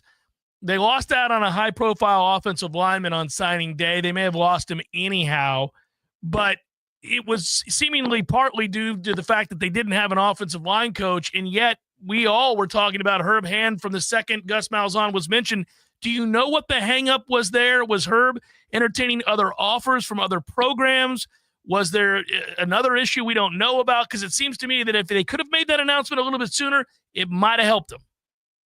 Yeah, I mean, there's the talk we were hearing during the week last week was that it was not going to be Herb Hand probably, and that he was looking at some other schools and Florida State was looking at other people. Now it happens now after UCF announces their head coach. I think there's a theory from some people that maybe they had to wait till UCF hired their head coach and then they could either fire Herb Hand or let him out of his contract. But I don't know if that's true. Again, we were hearing last week that it looked like it might be going in a different direction. So it might have been, a fluid situation. At the end of the day, though, you get a guy who, is coached at Texas, coached at Penn State, has been coaching offensive line for 2-3 decades, and is somebody that has worked well with Gus Malzahn, which I think is key. So if losing Solomon Thomas, obviously it wasn't ideal, but I think that it's way more important that they got the right guy, and it seems like they got the right guy in Herb Hand. Yeah, he was that was the 2017 Auburn offensive line was a finalist for the Joe Moore Award as well. So, and was a semifinalist in 2016. So there have been successes there. You mentioned Penn State. Saquon Barkley set a freshman rushing record at the school when he was there. So that's pretty cool to think about. I was curious about the timeline of that. Well, it's going to be busy, Ira, and I'm sure the Smash will be fun tonight. And I look forward to talking to you again tomorrow, brother. Be well. Sounds good. Thanks, man. All right, take care. This is fluid. It's like you don't want to get carried away on a subject because things are happening as we speak to help inform that discussion. And that includes the fact that the fiber optics have been fixed and we're back doing radio. So, hi, you're on the air. Hey, everybody. Which also means we're going to take a very long commercial break and come back and do this. It's Jeff Cameron Show 93.3 Real Talk Radio, Warchant TV. At Paul's Termite and Pest Control, we know if you have something in your home that's not supposed to be there, you want it gone now. Not in a couple of days, not tomorrow, but today. That's why we offer a same-day guarantee. If you call Paul's before 12, one of our technicians will be out before 5. We guarantee it. The health of you, your family, and your pets is why we promise to do everything possible to quickly resolve your problem. And we do so using the safest chemicals. Notice a pest problem? Call Paul's Termite and Pest Control before 12, and we're there before 5. Call Paul's. We'll get them all. We're all spending more time at home than we ever have. And our yards have become more than something we look at through the window. They are now a major part of our refuge. Now that we're outside more, wouldn't it be great if we could eliminate the things that make us want to run back inside? Pests like mosquitoes and fire ants. Paul's Pest Control can do just that, and we'll do it for a surprisingly low cost. Our treatments are done outside. There is never a reason to enter your home. The weather is beautiful, and now is the time to be outside. Paul's Termite and Pest Control will help you take your yard back. Call us for a free consultation. Fans, our partner ISF Inc. is a national management and IT consulting firm located right here in Tallahassee, Florida, solving the future for state governments through strategy, process, and technology. As a trusted advisor for state governments, ISF knows the importance of defining a clear and detailed strategy. Our friends at ISF can help your organization create a strategy that sets you on a path to success. ISF, Your vision plus our expertise brings your brilliant ideas to life. Visit ISF.com to learn more. ISF, solving the future. Social Kitchen is your go-to premier market for the holidays. Social Kitchen has premium meats, homemade sides, prepared meals, and custom charcuterie boards for all of your holiday hosting. Headed to a holiday party? Stop by and grab dips, spreads, and other prepared items for the entire party. Located off Cary Forest next to Ology, Social Kitchen has everything you need this holiday season. Go to socialkitchentlh.com or drop in to see what Social Kitchen has fresh and ready for you today.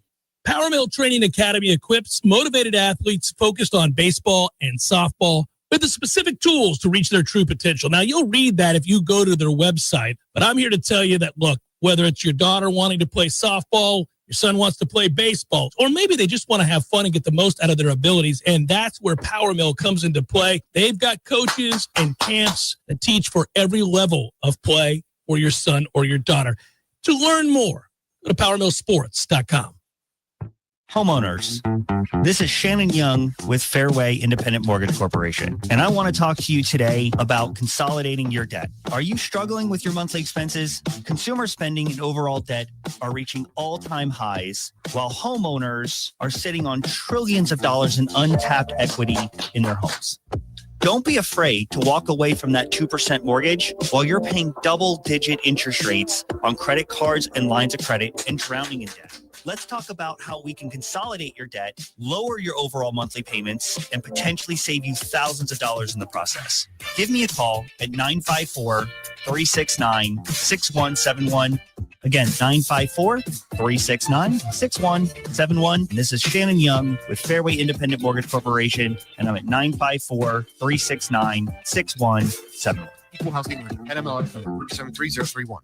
Science-backed, technology-tracked, and coach-led. Hey, Jeff Cameron here. You've heard me rave about the benefits of Orange Theory Fitness and the proven track record of science-backed interval training. Well, now Orange Theory Fitness has done it again, adding more ways for you to improve your health and look your best. In addition to the always great standard workouts, OTF has added Tread 50 and Strength 50 for those in the mood to just lift for an afternoon or attack those cardio goals for the day. Take the guesswork out of exercise. Make sure you're getting the most out of each and every workout. Orange Theory Fitness, location Midtown Tallahassee and Village Square Boulevard.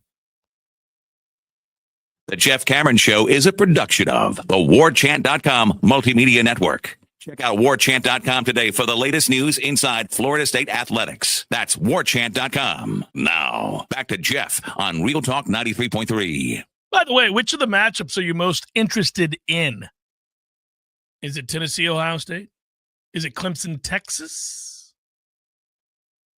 Clemson, Texas is a good one.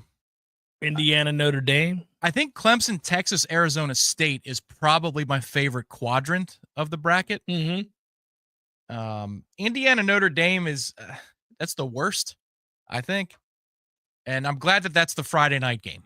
It'll be the elements will provide its own level of intrigue and theater for it. Notre Dame's got a decent crack. They got a good looking path there. That's an attractive run for Notre Dame. You know what's interesting about that? I don't disagree with you, but I would say if I were Indiana, I'd rather play Notre Dame than a host of these other teams. I actually feel like we'll see. Maybe it's the Northern Illinois game that continues to stick in my craw. I'm not sure. I mean, Notre Dame became a different team altogether after that and really bullied the vast majority of the people they faced after that. And getting to see them up close and personal, you realize physically how far Florida State has to go. And that allows me to circle back to something that we do need to talk about here. And that is whenever we're done with this roster overhaul, I really hope that I'm sitting around going, oh, wow.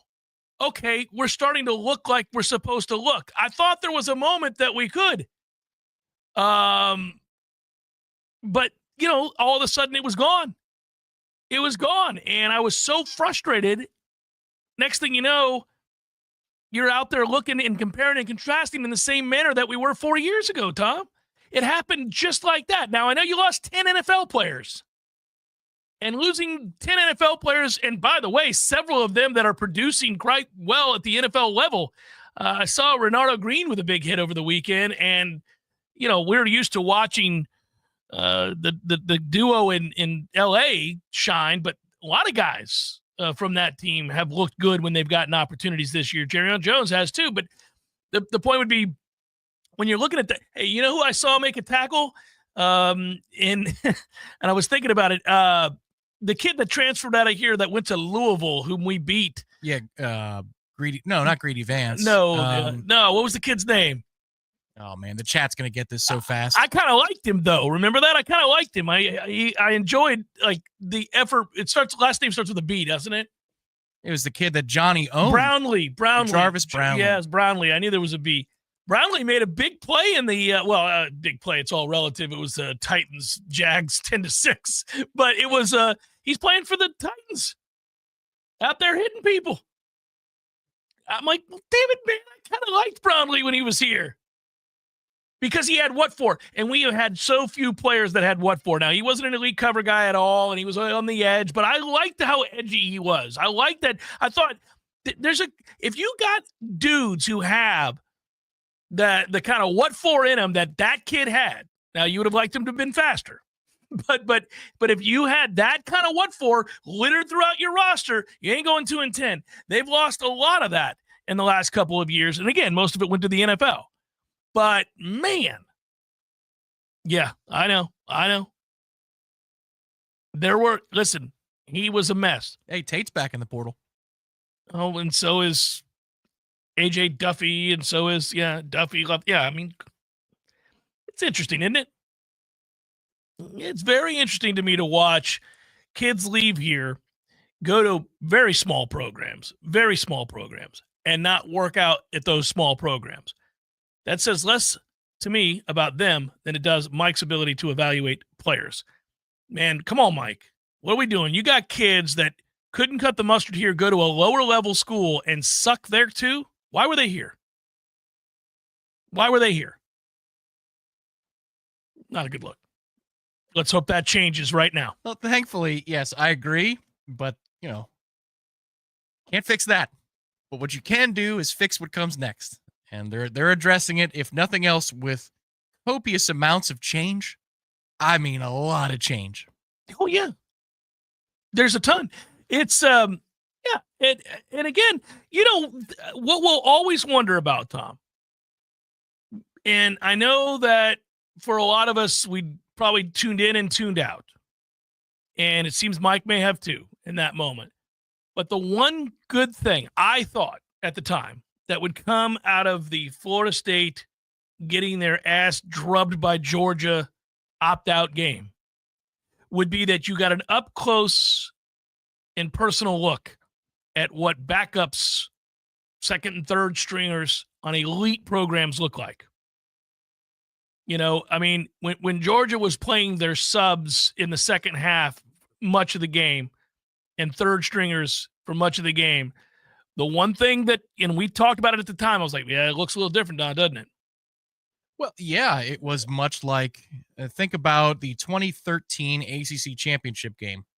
What's one of the best moments of that game outside of the dead fish handshake? You just got me thinking about the dead fish handshake. It was a touchdown late in the action, Jameis Winston handing it off to a certain young running back who had just changed positions, and his hands were in the air when the running back was at the 5 against goal line. And his name was Carlos Williams. Yeah, he just like that. And Carlos was down the depth chart. But that's what that championship depth looked like for that 2013 team. They didn't have a ton of positions. Lord knows offensive line, that 2013 team did not have a whole lot in the way of reserves. But there were certain position groups where you said to yourself, oh, man, they're set up for a long time to come. Jalen Ramsey played a lot. He was a freshman on that team. There were waves, different waves of talent that got a ton of experience that year because they got to play basically a 6-game schedule. They played half of 12 games because there were that many blowouts. On the one hand, you love it's the right approach, by the way, to building depth and buy-in, which is playing a lot of young guys as much as you can possibly play them. And that is the other thing that was somewhat lost in all this is that, yes, eventually those guys had to play because your veterans quit in a lot of cases, and the season was lost, and so you had a chance to do it. But it used to drive me nuts because you would watch a lot of these young guys get in games and go, They don't look any good at all. This is going to be a problem. We got some issues here. Whereas on those elite programs and elite teams, when you see those young guys get in, you're like, oh, there it is. There's a little something to that guy, and a lot of times you see it's raw, it's green, that, but you're like, yep, that works, that translates. I was getting more disturbed as the year went on when we were playing kids, and you're going, no, no. Now there are some without question. Wondering who the first big name is going to be, but it'll happen by tomorrow. We're going to see a big-ass name that Florida State's going to entertain. I think you asked the question, you brought it up earlier, and some of the listeners have brought it up in the past, and that is just how aggressive Florida State's going to be. This is as aggressive as they can possibly be. I'm not saying they can win every bidding war, but they are going to go down swinging here. This is going to be a fun portal monitoring session. This is going to be – they're going hardcore. Well, yeah, and for the radio audience that might have missed that, that was a conversation that on Friday, after the show was over, and Florida State gets 2 high-profile 4-star flips, one from Ole Miss, and then a completed flip. He decommitted from LSU, maybe a week ago, in Jesse Harold. Mm-hmm. And to me, the reason I get excited about that is not because we went up the recruiting rankings and we're inside the top 20. No, it's because those dudes are going to help you in 2 or 3 years.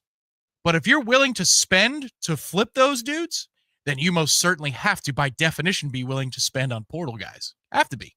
Because if Mike Norvell, 27, that season sounds nice, but I need to get to 2027. And the only way I get to 2027 is if our spending approach for the portal is extremely aggressive in the immediate. So when you're able to flip kids from Auburn and Florida and Georgia and LSU and Ole Miss in the final week of that early window, think about that. All those schools you flip kids from, they come here. All SEC schools, you're spending because you're 2-10. That means you're spending. Now you hit the portal. The approach has to be extremely aggressive because Mike needs 2025 to work. It has to. The thing I would say about that, though, again, we're stuck in this situation where you are stuck in a terrible situation where you once again have to attack it this way. But you did do decently with the high school class this time around. It's not great, but you did decently, and maybe the indications are everywhere right now by the hires you're making that you're going to make a much better and more concerted effort to hold coaches' feet to the fire in recruiting. If you could have a good class this upcoming year while bringing in the portal guys to help get you through this year, I do hope that we are dialing back quite a bit with this avenue. I don't want this to the lesson needs to have been learned here. Let's see an elite class come in on the heels of some nice flips here to salvage this class, bringing these portal guys to get you to 8, and then let's back off all of the portaling. Now, again, you got a portal. You're always going to find a guy here or there. Let it be that. Let it be these 3. These 2 are going to help us in the interim while this one's developing.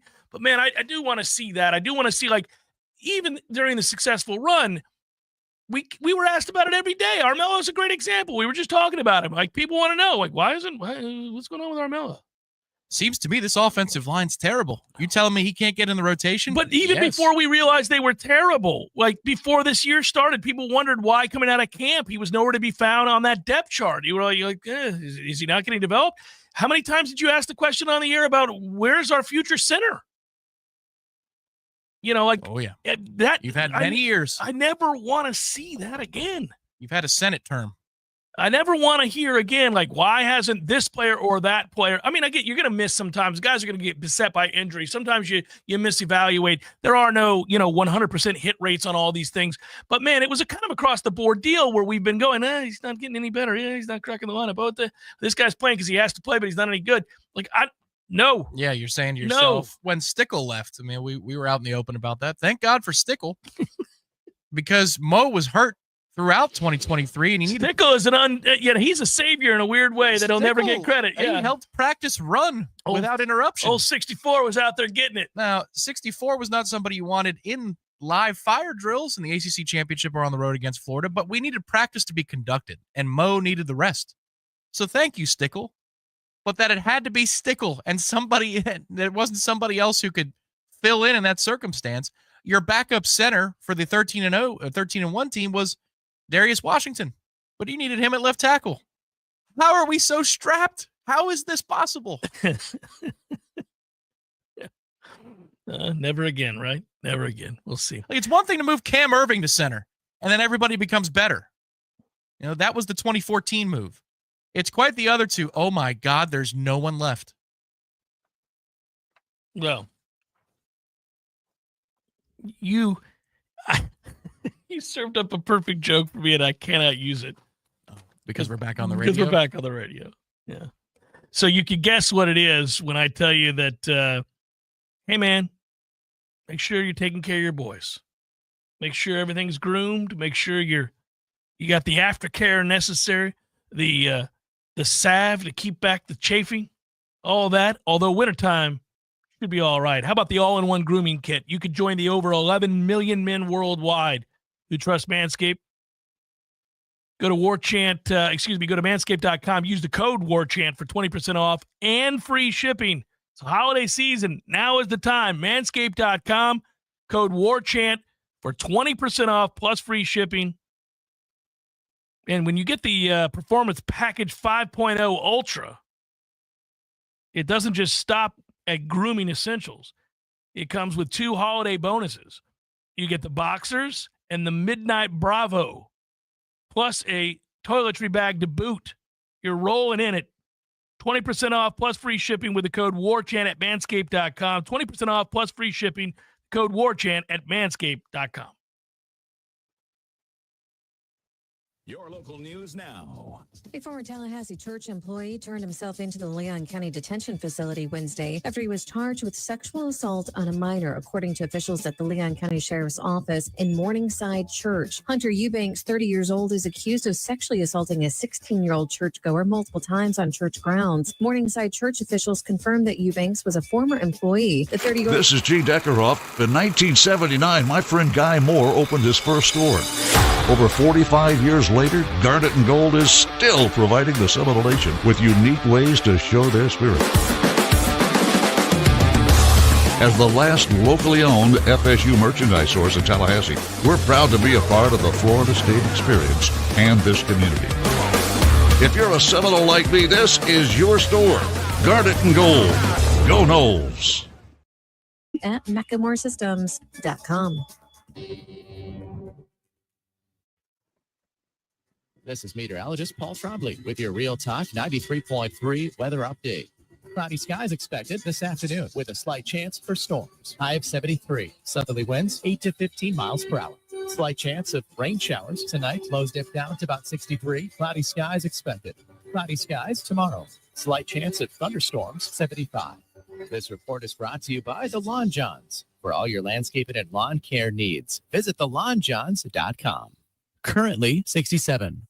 Where is the best place to find Michelin, Firestone, Dunlop, Goodyear, and Bridgestone tires? Neese Tire and Auto Service. Where's the best full-service auto center? Neese Tire and Auto Service. They do everything from computerized alignments to brakes, tune-ups, and safety inspections. Where can you get complete auto service you can trust? That's easy. Neese Tire and Auto Service, 4792 Bluntstown Highway, just west of Capitol Circle. There is no Bigfoot, Eddie. Would you stop with that nonsense? There's a Bigfoot, Jeff. I wish there were. By the way, I don't want you to point to me as the guy that takes all the fun out of the room. I wish there was the Loch Ness Monster. I wish there was the Bigfoot. I wish there was the Chupacabra. All the things. They're all mythical except for the Bigfoot. The Sasquatch. The Bigfoot? The Bigfoot. There's big feet. There's lots of them. So like different, breeds, like different kinds. There's like, families. There's different families. And, so if they're in the snow, you call them a Sasquatch. Or the Yeti, right? Yeah, and then here in Florida, that's a skunk ape. And, Never heard that one. By the way, why do you think it's real? We would have found them by now. They're the hide and seek champions of the world. Nobody finds the Bigfoot. I think you believe in Bigfoot. I do believe in Bigfoot. You don't believe. I believe in Bigfoot. Don't tell anybody you believe in Bigfoot. I would go look for Bigfoot, but he scares me. Gordo's, bringing the flavor and flair of Cuban food to Tallahassee since 1996.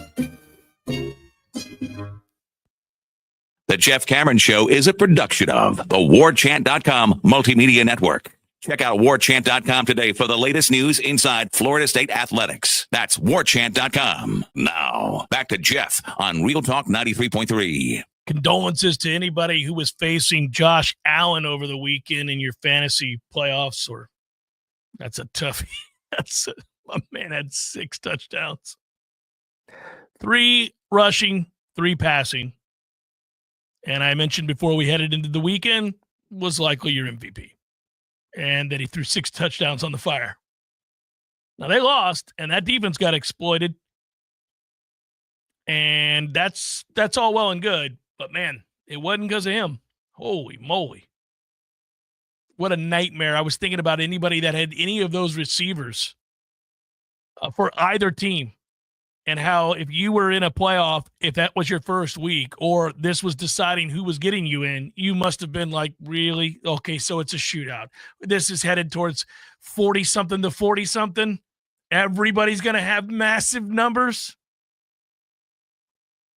That was kind of a fun game to watch, by the way.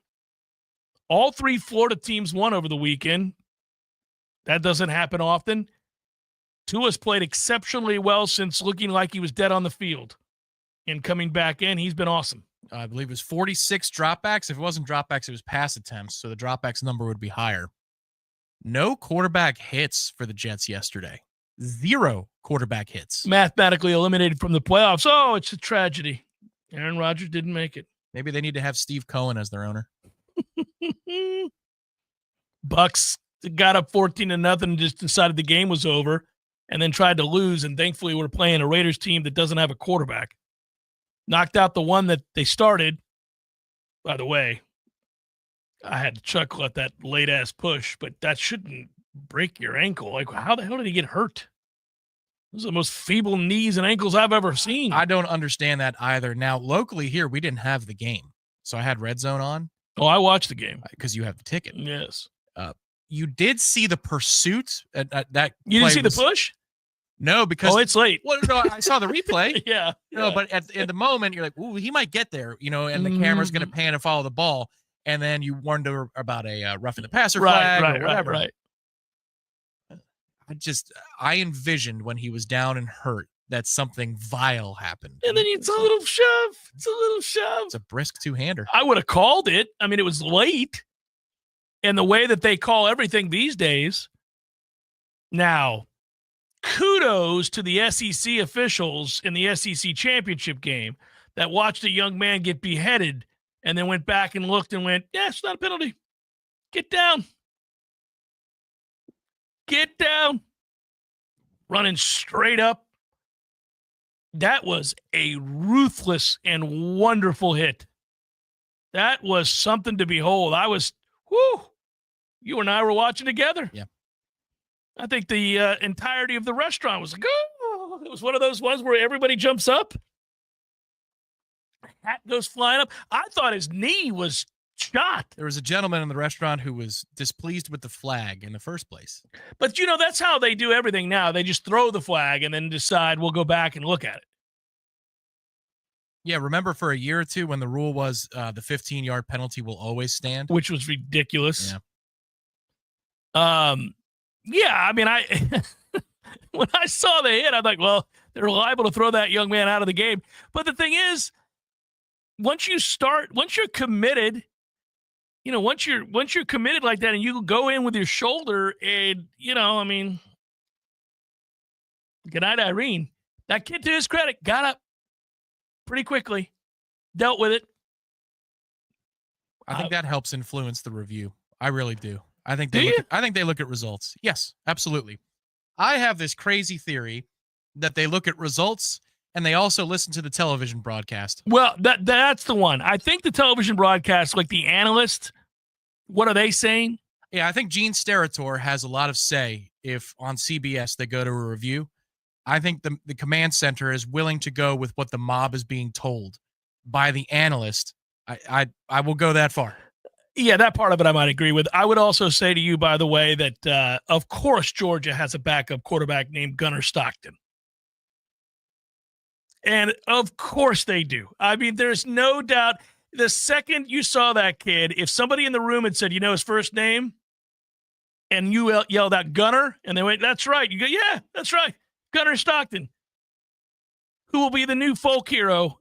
It's like Gunnar Stockton, Stetson Bennett, of course. Well, yes, if Gunnar Stockton is not going to be the first Swede taken off the board in the NHL draft, then he's going to be a quarterback at Georgia. Yes. Well, and to that young man's credit, now he throws one of the worst interceptions you'll ever see, but he goes 12 of 16. Well, and in the words of the TV booth, it's very impressive that Georgia was able to score 16 points, with their backup quarterback. It's very impressive. Oh, man. Also, the plays that led to Carson Beck getting hurt were dumb. What are you doing? Like, that hit's coming, and you can see it. We're like, he's going to get hurt. Here it comes. And then you see the arm get like, there it is. That's right. You deserve that. What were you doing? Take it to halftime. Anyhow, Georgia beats Texas again. And Kirby and the boys win an SEC title, which luckily for me, I picked when they lost their second game. They still have the best players. They don't have the best quarterback situation. Carson Beck's had a bad year by his standards for sure. And really, he looks kind of lost. I've never asked you this. And I'm not at practice. We've got a guy who is. And maybe they were told by the family, but I feel like I'd be starting Arch Manning over Quinn Ewers. Quinn makes way too many very questionable throws every week. He's good for one insane interception a week where you go, come on, Quinn, what are we doing? Or a missed wide open throw. Yeah. Now, they threw it 46 times, so he ended up amassing numbers, but had the 2 picks, wasn't great, is frequently not. I don't know if he's ever gotten fully back healthy. I think that's the problem there. And it's not to say that he would be night and day, this other thing, but he's better than he's shown the last few weeks. And Arch is not afraid of the moment. Arch is very athletic as a quarterback. I feel like Arch is going to be a stud. There's a very good chance. Very good chance he's going to be a stud. It's a nice offense to play into. When you're a Manning, you get to pick your situation. You can even pick your situation in the pros. And on the eve of the draft, say, I'm not going to San Diego. Yeah. I'm not going to be a Charger. Right. Yeah. Moore and Golden are nice targets to be able to throw to. I don't disagree. Those are really good players. Texas seems in a good position moving forward because they have recruited exceptionally well, and I don't think they'll suffer a spate of people leaving necessarily. But that said, you would have thought that the revenge game in the SEC championship against a backup quarterback in the second half would have been their time to go ahead and get that done. Doesn't happen. Georgia gets it done again. That's another 11-win season. I know Georgia's got warts, but I'm probably got a backup quarterback for these playoff games. We'll see what is the latest on Carson, because Gunnar Stockton probably not going to win you a national championship. Yeah, I would like to know what the latest is on Carson too, because I think then Georgia could have been seeded 3 or 4, instead of could have been dropped down. Well, it's an injury to the quarterback. Could have been dropped down. Look, Boise's healthy. Arizona State's healthy. I know they get an auto bid with this newfangled system, but magically you get an auto bid if you win a conference championship. Did we have to put him at 2? We sure? Yeah, you don't have to. You don't have to. Why are you putting him at 2? Georgia? Mm-hmm. Well, they beat Texas twice. And they drubbed Clemson 34-3. We keep forgetting about that, everybody. That was with their starting quarterback. That was with their. It's a different team, Jeff. That was with their starting quarterback. They also ass-hammered Tennessee. They've got plenty of good wins with their starting quarterback. Look, that matters. Starting quarterback health matters greatly. It is extremely significant. Until it's not. Until it ain't. Until it's not. Tried and True Consulting, a payments and business solutions company owned by my friends and fellow Knowles. They are committed to reducing your costs, increasing your bottom line, and giving back 10%, in fact, of that Tried and True Consulting net revenue going to the battle's end. That's important right about now. Hit that QR code. Call my boys, Don, Joe, Rusty, 844-464-6653, 844-464-6653. We got to fit in an extra break here. We'll do it now. Come back with a short segment and then have the final hour. It's Jeff Cameron Show, 93.3 Real Talk Radio, Warchant TV. Warchant TV. Honey, be careful up there. I know you want the best Christmas light display on the block, but I don't want you to hurt your back again. Almost done, Just one thing more. Oh no, I knew it. I'm calling Finn Chiropractic right now. Was the night before Christmas, hanging lights from the ladder, when all of your neighbors heard your spine click and clatter. What should you do? What is your tactic? Pick up the phone and call Finn Chiropractic. 386-7700. 386-7700. Dream it, plan it, do it. Brian Barnard's Flooring America offers a straightforward way to shop with our streamlined shopping. Finding the right flooring is simple. Visit our newly remodeled showroom featuring the Room to Explore shopping experience, where our knowledgeable staff will walk you through the steps. Our family has been serving the area since 1976 with a local staff of more than 35 people trained in flooring sales and design. We know floors. And we know styles. Let us help make your home timeless. Brian Barnard's Flooring America, where friends send friends.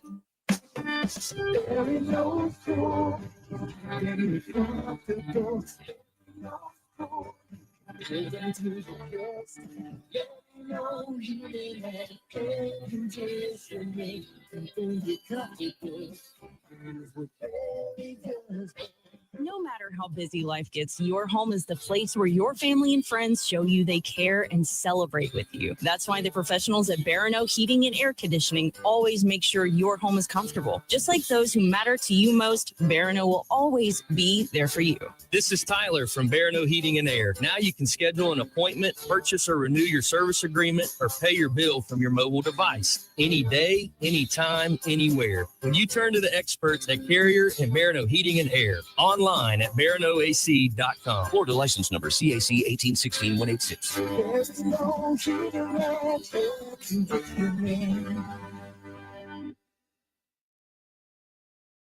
Hi, this is Rudy Ferguson, pastor of New Birth Tabernacle of Praise. Be encouraged, stand still, and watch God move with your morning word with Pastor Ferg. It's something God wants to share with you.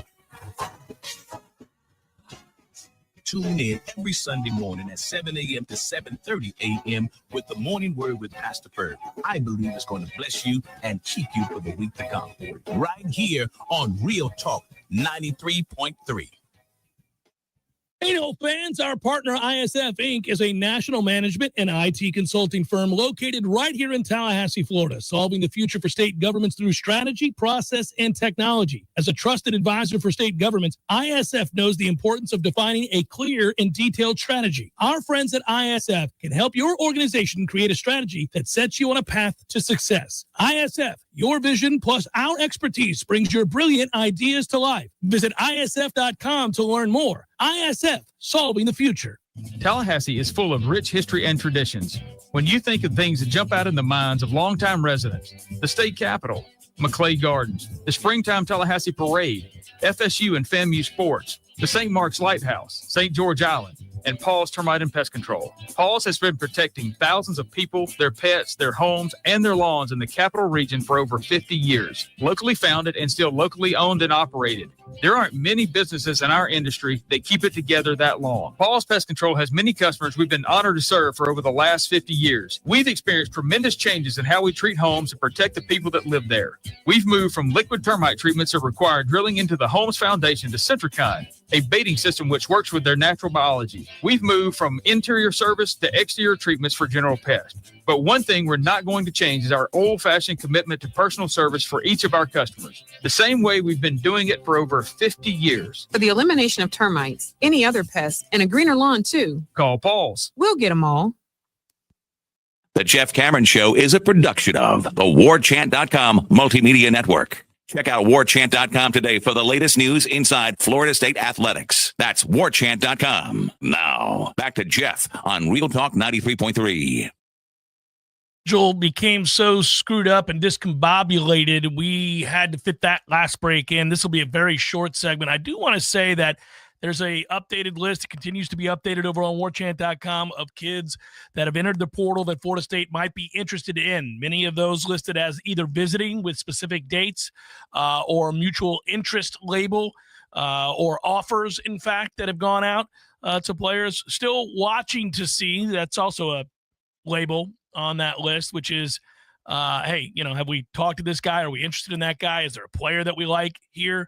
You know what? To me, I'd stay away from the running backs that are in the portal. I keep seeing a couple of names mentioned there. I know there's TJ Harden, the running back out of UCLA, but instead look to defensive line, linebacker, and edge rushers. Let's go that route, Tom. Let's look at those guys very carefully.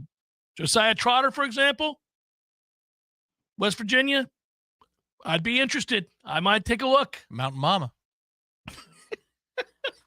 That was well played, sir. Thank you. Well, that was really well played. I got to give you credit there. That was all about timing. Yeah, that one was good. Also, mutual interests is one that we would circle here. Barry Brown, the wide receiver out of Kentucky.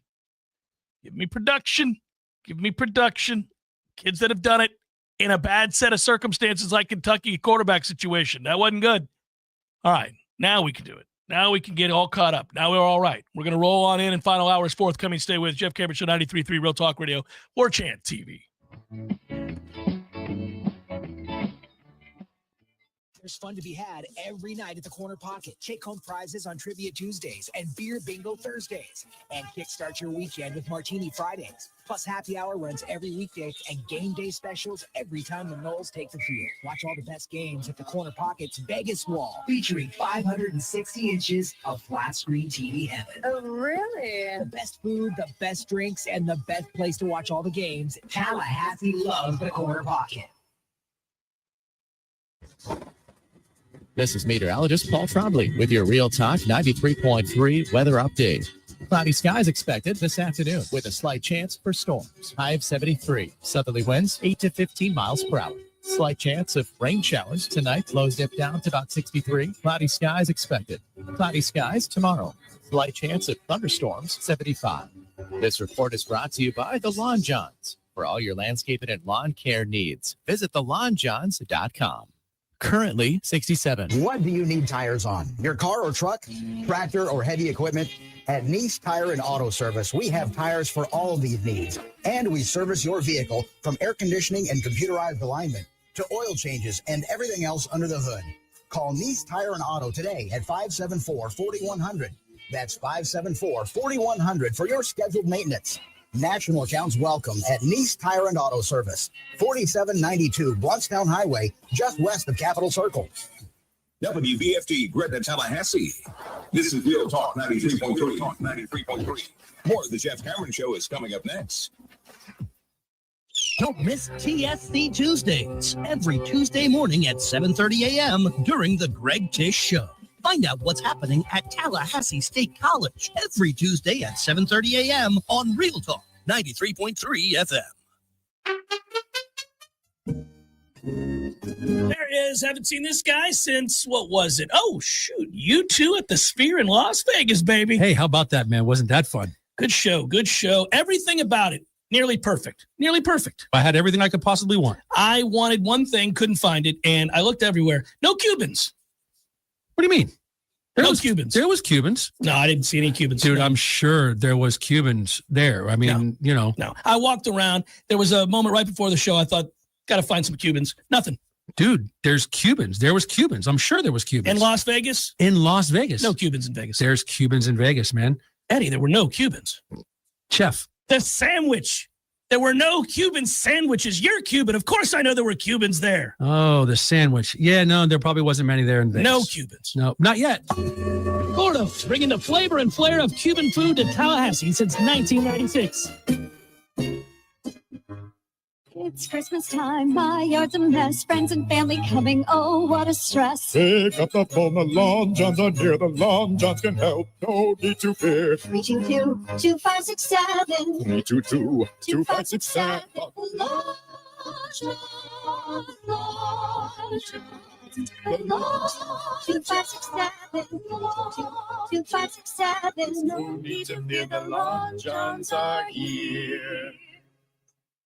It's holiday shopping season, and as usual, there's a lot of new Apple gear out there. But before you buy that Apple Watch or new iPhone, stop by Mac & More Systems. The experts at Mac & More will help you make the right decisions to ensure all of your devices work together properly. That Apple Watch might not work with the previous generation iPhone, and there is no one I trust more for advice, sales, and support for all of my Apple devices more than Mac & More Systems. Call them today, 894-3622, or visit them online at macandmoresystems.com. From the championship stage to coaching change and everything in between, Warchant.com remains your home for the best FSU football coverage in the business. Brutally honest columns and features, market-leading multimedia presence across video and podcast, the largest FSU fan community with a staff that combines for over 100 years of experience covering the Noles. When change comes, Warchant.com is your home for analysis from every angle. Warchant.com, your ultimate Seminole sports source. Sign up today. Games for Less, Tallahassee's largest selection of new and used games, as well as new and used consoles like Nintendo, Super Nintendo, Atari 2600, PS4, and PS5. You name it. Locally owned and operated since 1994, trade-ins are not only welcome, but Games for Less pays more for your trade-ins than the big chain stores. That's not all. Games for Less now buys and sells new and used vinyl records to boot.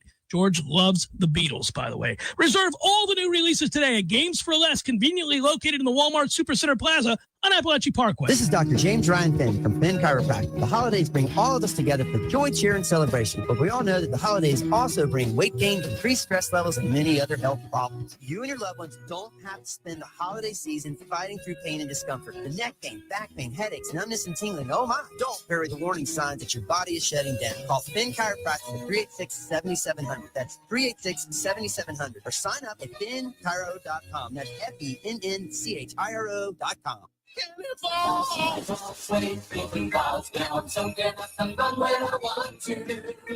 Holy moly, this hot tub is nice. I wonder if I can keep this one and take it back to the North Pole with me. I really think we got to get you back on the sleigh, Santa. I don't think the Sandersons are going to appreciate the cookie crumbs floating in their hot tub when they wake up. Okay, let's make a stop at Swain Pools and Spas and pick up a gift card from Mrs. Claus and put a big floating bow on it. The perfect gift for Christmas this year is an amazing hot spring or caldera spa from Swain Pools and Spas. Stop by today to get the best price in town with delivery and setup just in time for the new year. Visit Swain Pools and Spas on Tharp Street under the huge sign. Online at swainpools.com.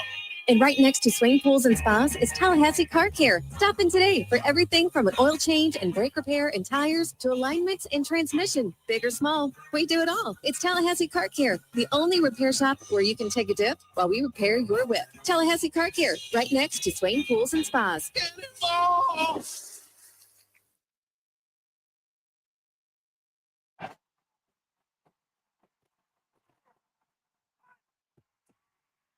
Live from Florida's capital city, this is the Jeff Cameron Show, brought to you by Orange Theory Fitness on Real Talk 93.3. Now, stop what you're doing and listen closely. It's time for the Jeff Cameron Show in 5, 4, 3, 2, 1.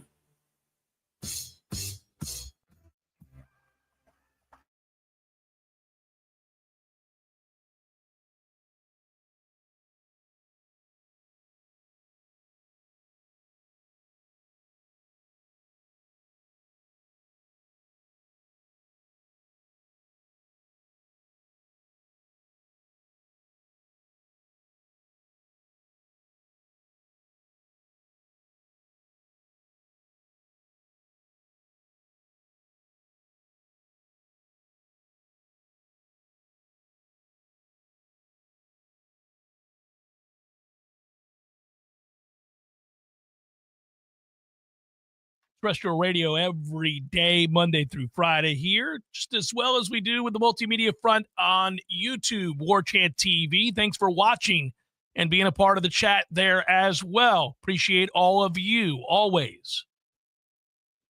And away we go. I would not be surprised, Tom, if we're not very pleased by whatever the efforts are in the realm of, I think, linebackers, I think defensive linemen and defensive ends. I think that this defensive group that they've hired are going to be hell-bent on upgrading personnel there. And I know for a fact that all the entities involved working to improve and create a more attacking style of defense are on the same page. That's why those hires were made. And I think the money is there. They know that's where it's got to start.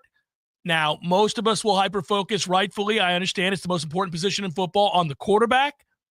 But I think in Gus's system, a lot of guys can be successful at quarterback. They're going to run the hell out of a guy, whoever it is, and he's just got to be decently accurate as a thrower to put up good offensive numbers. They're going to run the ball better in Gus's system.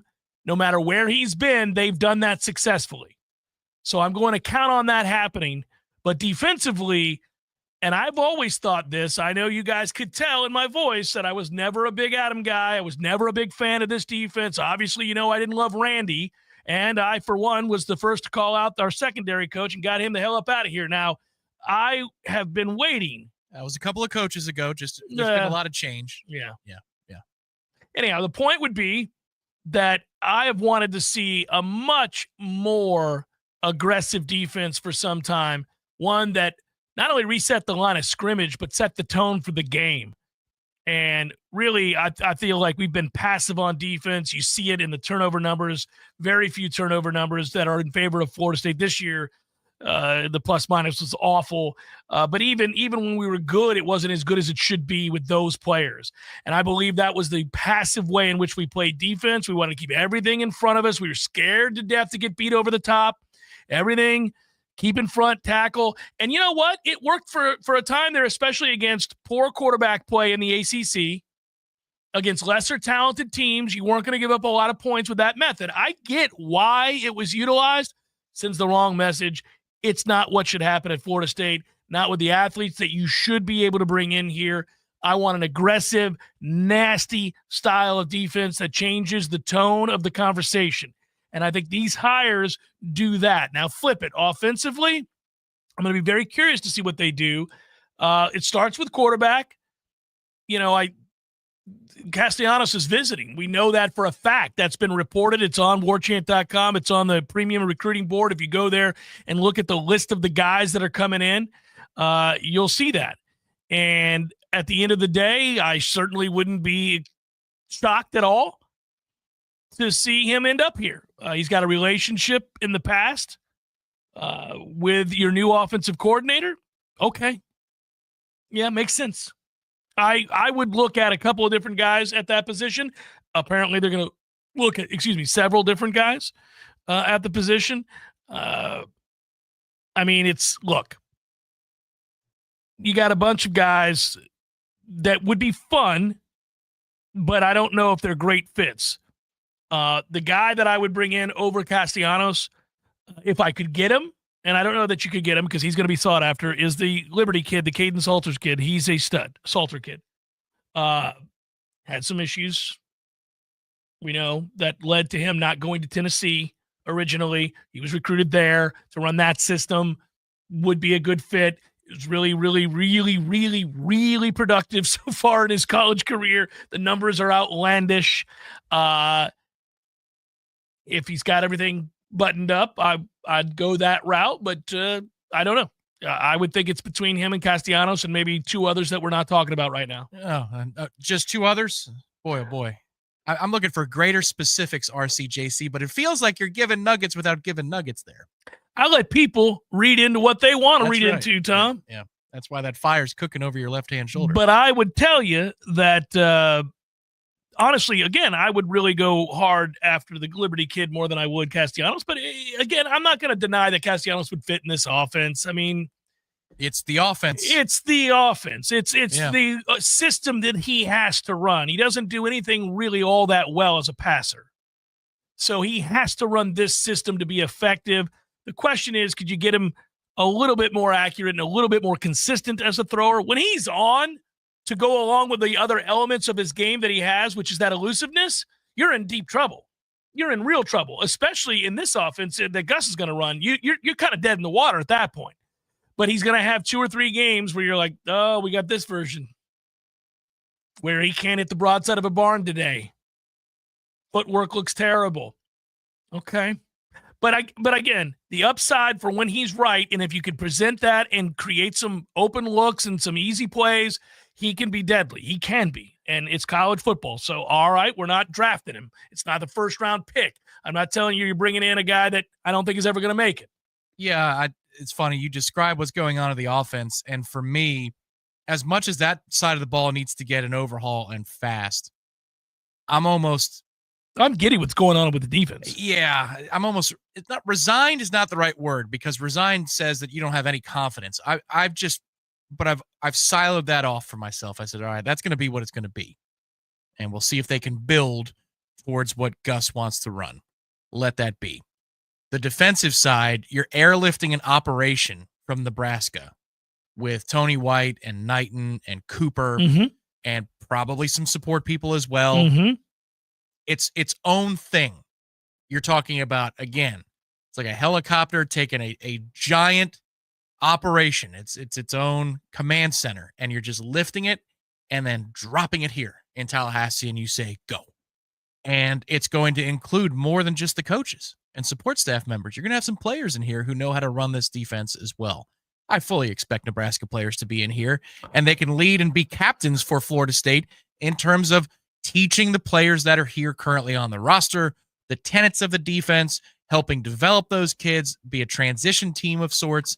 That, to me, is going to be more fun and fascinating. The secondary thing that I would say is, while Gus and the offense with the skill position players is probably the last thing I'm interested in, on the offensive side, Herb Hand, reportedly, I don't think the ink is dry on the paper yet. I don't know if Florida State's offensive line coach, yep. When we get to spring camp, watching those reps, watching those drills, hearing how he coaches relative to the way that these players have been coached in recent seasons, that's going to be very intriguing as well. It's funny, though. It's almost like we're falling back into our patterns.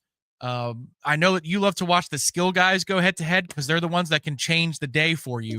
Less so than you think, though. I just know you've got it covered on the OL, but I also watch the defensive line very closely. I do want to see, because you got to be able to pressure people in modern football, man. You got to get to the quarterback and get him to where he's having to think a little bit. Otherwise, guys will light you up in these systems. And obviously we did it very, very well with Braden Fisk and Jared Verse. Not so well last year. That's correct. It's going to be hard to tell unless they change the way they practice just how effective these things are. That's going to be. I totally interrupted you. It won't matter. They can have the greatest practices of all time. Yep. I'm not going to report that they did a great job. I have no idea. That's the right way to do it. The fog of camp, the fog of practice. Yeah. But what you can do from a reference point is now compare, because you had access back to Bowden's practices. Yeah, so you have a greater frame of reference. But Jimbo let us in early. More than just the fan days where you got into Doak Campbell Stadium and you watched a practice. He let us in his first couple of seasons. So we got very well acquainted with the way that was set up. Then you saw Willie's practices, then Mike's practices that helped flip the program, but then also not much development behind it. I'll be interested to see how it's structured now start to finish with these new coordinators. Well, suffice to say, and you and I agree on this, and I think anybody that's ever covered this team that's been on the beat for a long period of time would agree with this as well. All of us noticed the stark difference between Bowden's practices and Jimbo's practices. What ended up happening when Jimbo took full command of the practices, it changed everything. The way they practice, it was constant movement, constant reps. The youngest players were getting opportunity after opportunity after opportunity because you could never rest there. They were always on the go. And I thought that was the way to do it. I think it's a combination when you look at Mike's practices. One thing I would say about Mike's practices is I will be very interested to see with this new defensive staff, as well as the new offensive coordinator and new offensive line coach, how much changes. Mike is going to be willing to concede a lot, I think, to those changes as suggested by the new hires. These are expensive hires. These are people who are brought here by you to turn this all around so that you can remain employed in 2 years. So you're going to be willing to acquiesce when they say, I'd like to tweak this. I'd like to change a little bit about what we're doing here physically. I'd like to do some more of this, this, and this. That'll be fun to watch. Once again, an operation from Nebraska that is airlifted and dropped in Tallahassee. That's not just about evaluation and meeting structure. That's about how they practice every day. The drills they do, the sequence with which those drills are run. Yeah, I would think so. I'll be interested. I don't know. Maybe Sean Callahan has told you over the years, did they get access to practice under Matt Rule? No, not in the way that you would describe our access. Okay. That's for sure. I think it was very limited here and there. They get to see it. A lot of coaches are that way, not just there. But Matt Rule is a very good football coach, also a son of a bitch, and nobody likes to seem to work with him. And I can't imagine he was gracious to the media. Well, if they did get access, it'll be interesting to hear or see what kind of drills that we can take notes on and say, be on the lookout for. Do they do this, that, or the other? Because then when we get access in the spring, we can see how much have they implemented. Well, it's going to look different. So I'm sure there's going to be new drills. I mean, hell, I get there a multiple front, but if you're going to have a 3-man front and 3 linebackers out there or a couple of hybrids that are playing at that linebacker level, I mean, their position drills have to be very, very different than they were. I think they've got to be really physical, man. You got to find you some linebackers that can really do a lot. Now, again, they're multiple, so it won't just be a 3-man look. But yes, I am very interested to see what they do. By the way, over the weekend, really quick, I didn't ignore it. I just didn't want to dwell on it. It was a missed opportunity for the Florida State basketball team, who kind of needed that game. Went up to Raleigh. We watched it against NC State. Came back at one point, actually took a lead into the second half. UN fouls out, and that's where the game kind of went south for Florida State, 84-74. Man, we wasted a Jameer Watkins 12 of 13 from the free throw line performance there. And we also lost our overtime streak. And that is the end of that. We had won 14 straight overtime games dating back to 2018. That streak is now over. It was bound to happen at some point. Went just 2 of 8 in overtime, 0 for 4 from beyond the 3-point line. And if you conversely look at the shooting for NC State in the overtime, they were 4 of 5. That's your ball game. Just they don't shoot well. I think at the end of the day, they just don't shoot well, and that's what we understand. And they play hard, and I enjoy watching them. Actually, he was 16 of 17 from the free throw line with Watkins. I forgot to add the second half numbers. But, that's a toughie. FSU drops to number 81 in the net rankings. They got 21 games remaining in order to try to make the tournament, at the very least, the NIT. Ding, ding.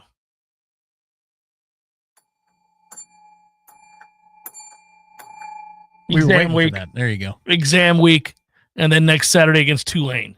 Did Alabama accept their invitation to the football NIT? Did Miami? That's the funniest story of the year.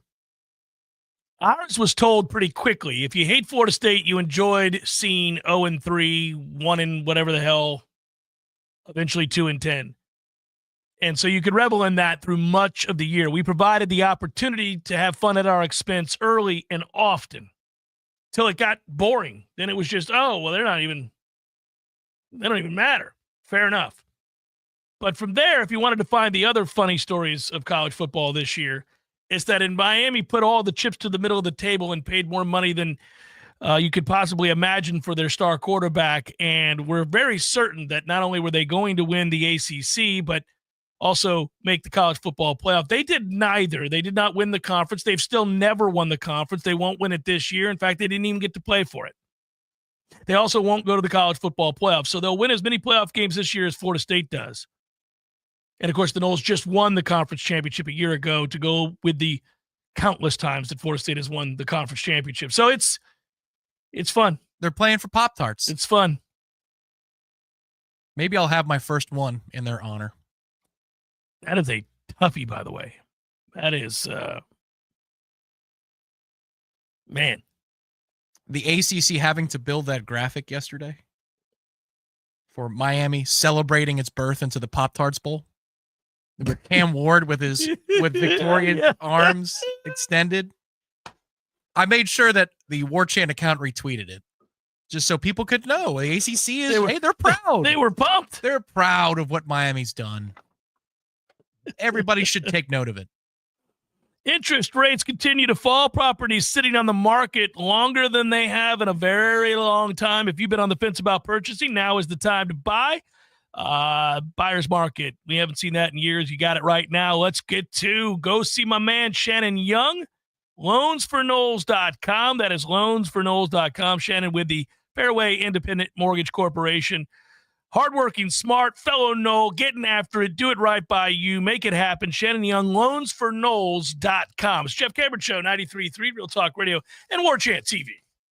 In 1853, John Mason Neal wrote the lyrics for A Christmas Carol, telling the story of a good king who went out on the Feast of Stephen to bring food and firewood to a poor peasant. The king's page complained of the bitter cold when this saintly king instructed him follow in his footsteps. With each step, his feet were warmed along the journey. Thomas Helmore sent the inspiring lyrics to a 13th century tune and gave us Good King Wenceslas. And now you know Another Christmas story from Whitten Glass on South Monroe since 1945 for window glass, mirrors, custom shower and bath enclosures, tabletops, and storefront glass. Online at whittenglass.com or call 850-222-5781. A closer look home inspections for the home you want to buy or the home you want to sell. Learn more at aclhomeinspections.com or call 850-312-8919.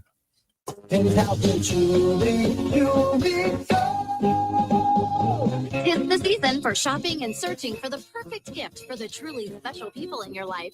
And there's no better way to show them you care than shopping at Pentalta Jewelers. Come check out the Glock brand watches for the men in your life. Tough and masculine, but still stylish and classy. Or browse the showroom full of gorgeous gemstones, necklaces, bracelets, earrings, rings, and more. Pentalta is also one of the only remaining local jewelry repair and custom shops in town. You can create custom personalized jewelry or bring any heirloom or older jewelry back to life in stunning detail. There's something for everyone at Pentalta Jewelers.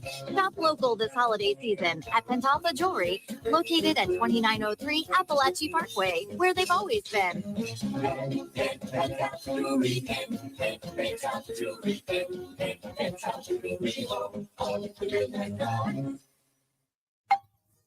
I juggle a lot. Managing constipation with belly pain from my irritable bowel syndrome with constipation, or IBS-C, with laxatives and fiber isn't enough. My doctor recommended a way to get ahead of it. Then I said yes to Linzess.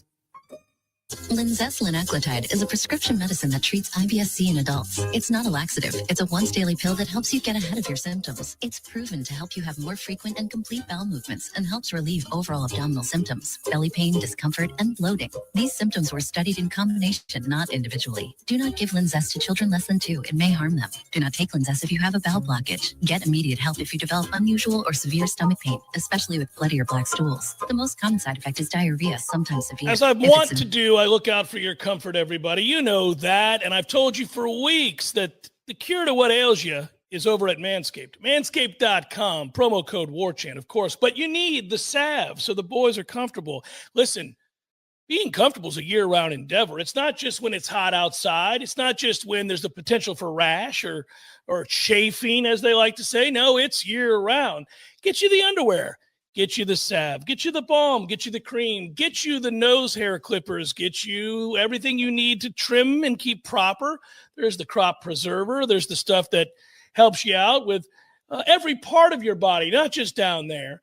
Go to manscaped.com right now. And if you use the promo code WARCHANT, you'll get 20% off. You really can't beat that. I'm saving you a ton of money. Promo code is WARCHANT for 20% off. Plus, by the way, fellas, free shipping to boot. So there's no reason not to go and check it out and find out how it is that you can look right and feel great year-round, no matter what. Every day you leave that house, you say, I'm buttoned up. The boys are comfortable. I'm ready to go. Manscaped.com, promo code WARCHANT, 20% off plus free shipping. Can't beat it. Benefits of Orange Theory Fitness and the proven track record of science-backed interval training. Well, now Orange Theory Fitness has done it again, adding more ways for you to improve your health and look your best. In addition to the always great standard workouts, OTF has added Tread 50 and Strength 50 for those in the mood to just lift for an afternoon or attack those cardio goals for the day. Take the guesswork out of exercise. Make sure you're getting the most out of each and every workout. Orange Theory Fitness, location Midtown Tallahassee and Village Square Boulevard. Ain't nothing but a G-Pod, baby. I am 99% sure that is not how the lyrics go. Well, you like remixes, right? Of course. Well, think of this as a Grassroots Coffee remix per se, because Grassroots Coffee is now in the single-serve coffee pod game. Dude, those single-serve coffee pods and cups are weak sauce. Not Grassroots Coffee G-Pods. They have more coffee in them than regular single-serve pods and cups. Seriously? And not only do they have more coffee, they have a built-in filter for better brewing. They fit in most Keurig machines, and they are fully compostable. It's still the small batch, slow roasted coffee you love, so go to grassrootscoffee.com and get your box of G-Pods today. Baby! See? Remix! Well, actually, that's more of an homage. Grassroots Coffee, locally owned, locally roasted, and made for everyone, loved everywhere. Grassroots Coffee G-Pods. So very good. The Jeff Cameron Show is a production of the Warchant.com Multimedia Network. Check out Warchant.com today for the latest news inside Florida State athletics. That's Warchant.com. Now, back to Jeff on Real Talk 93.3. Because we own it when we're bad, we like to celebrate when we're really good. And I was nearly perfect over the weekend, both in our Redemption Thursday wagers here on the air and in my private picks. It was an ATM kind of football weekend for yours truly. Let's start with the picks that I gave out on Thursday, everybody. Let's go through one by one, shall we? Arizona State -2 against Iowa State. That's a winner, Tom. Clemson +2 versus SMU. That's a winner, Tom. Georgia +3 versus Texas. That's a winner, Tom. Tulane -5.5 against Army. That's a loser, Tom. Green Bay versus Detroit over 51.5. That's a winner, Tom. That should have been a 50-unit max play. That was an amazing, just in the mashed potatoes kind of moment right there is what that was. Huh? Yeah. Whoa. Celebratory moment. Whoa. Yeah. Easy. Bears at 49ers. George Kittle over 53 yards. You had that in the first quarter. That's an easy win. That's a winner, Tom. Bengals Cowboys. We'll find out tonight. Cooper Rush over 229.5. He's going to get it. Jags versus Titans. Brian Thomas over 60 yards receiving. That's a winner, Tom, at +100. Bucks versus Raiders. Rashad White over 40 yards rushing. He had 90. That's a winner, Tom. And Bucks -6 versus the Raiders. That, too, is a winner, Tom. That's a whole lot of winning, Tom. We may finish this week if Cooper Rush does what everybody else does against the Cowboys at 9-1. Woo! 9-1. Now, I'll carry on. Now, I lost a 2-bet parlay because I did have Kittle as an anytime touchdown candidate to go along with Isaac Guerrero, who did have an anytime touchdown. So it cost me there, even though he had a gazillion yards. Now, go from there. We were over Josh Allen, 27 yards rushing. Practically rushed for 200 yards.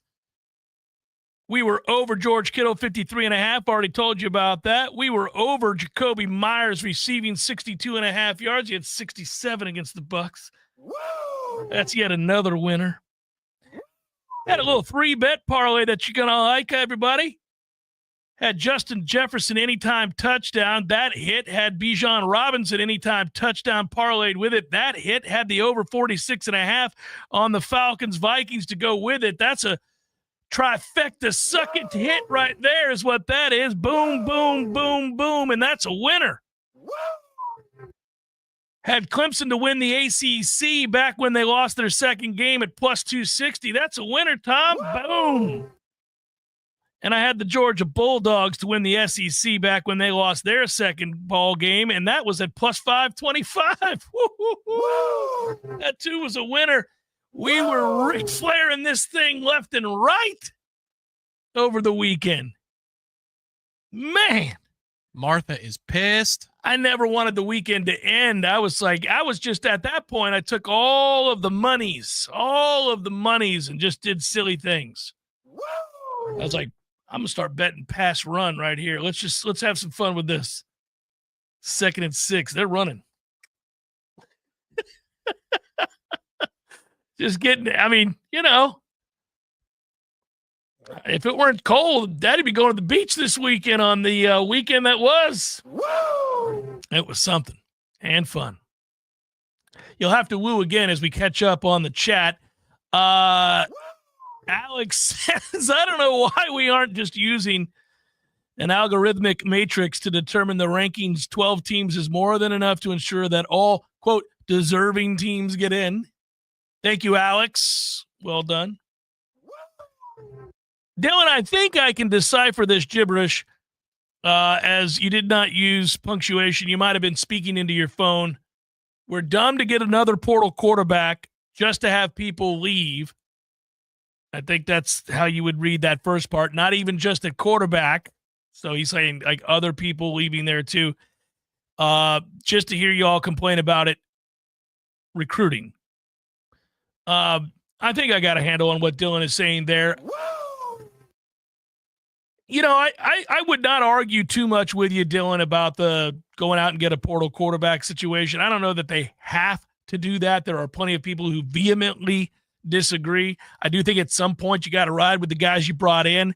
I don't know that they feel like this is the time nor the year to do it.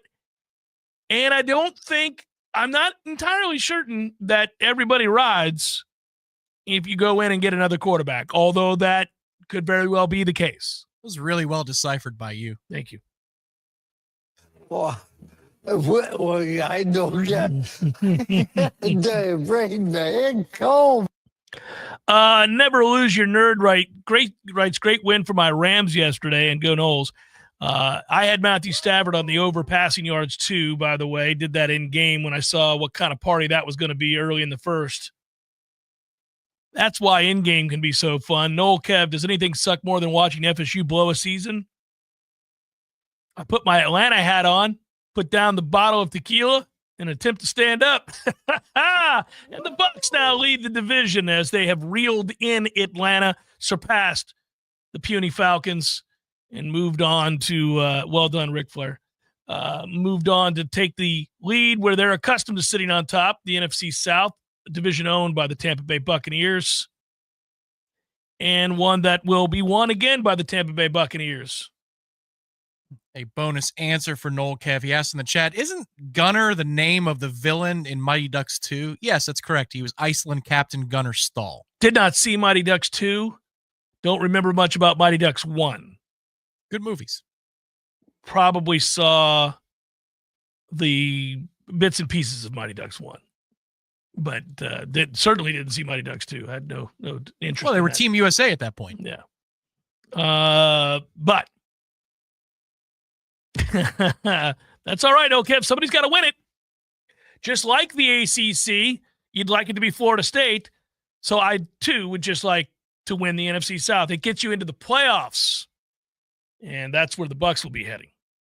So that's a good thing. And last year, it got the Bucs into the playoffs where they summarily dismissed the Philadelphia Eagles, bitched them about.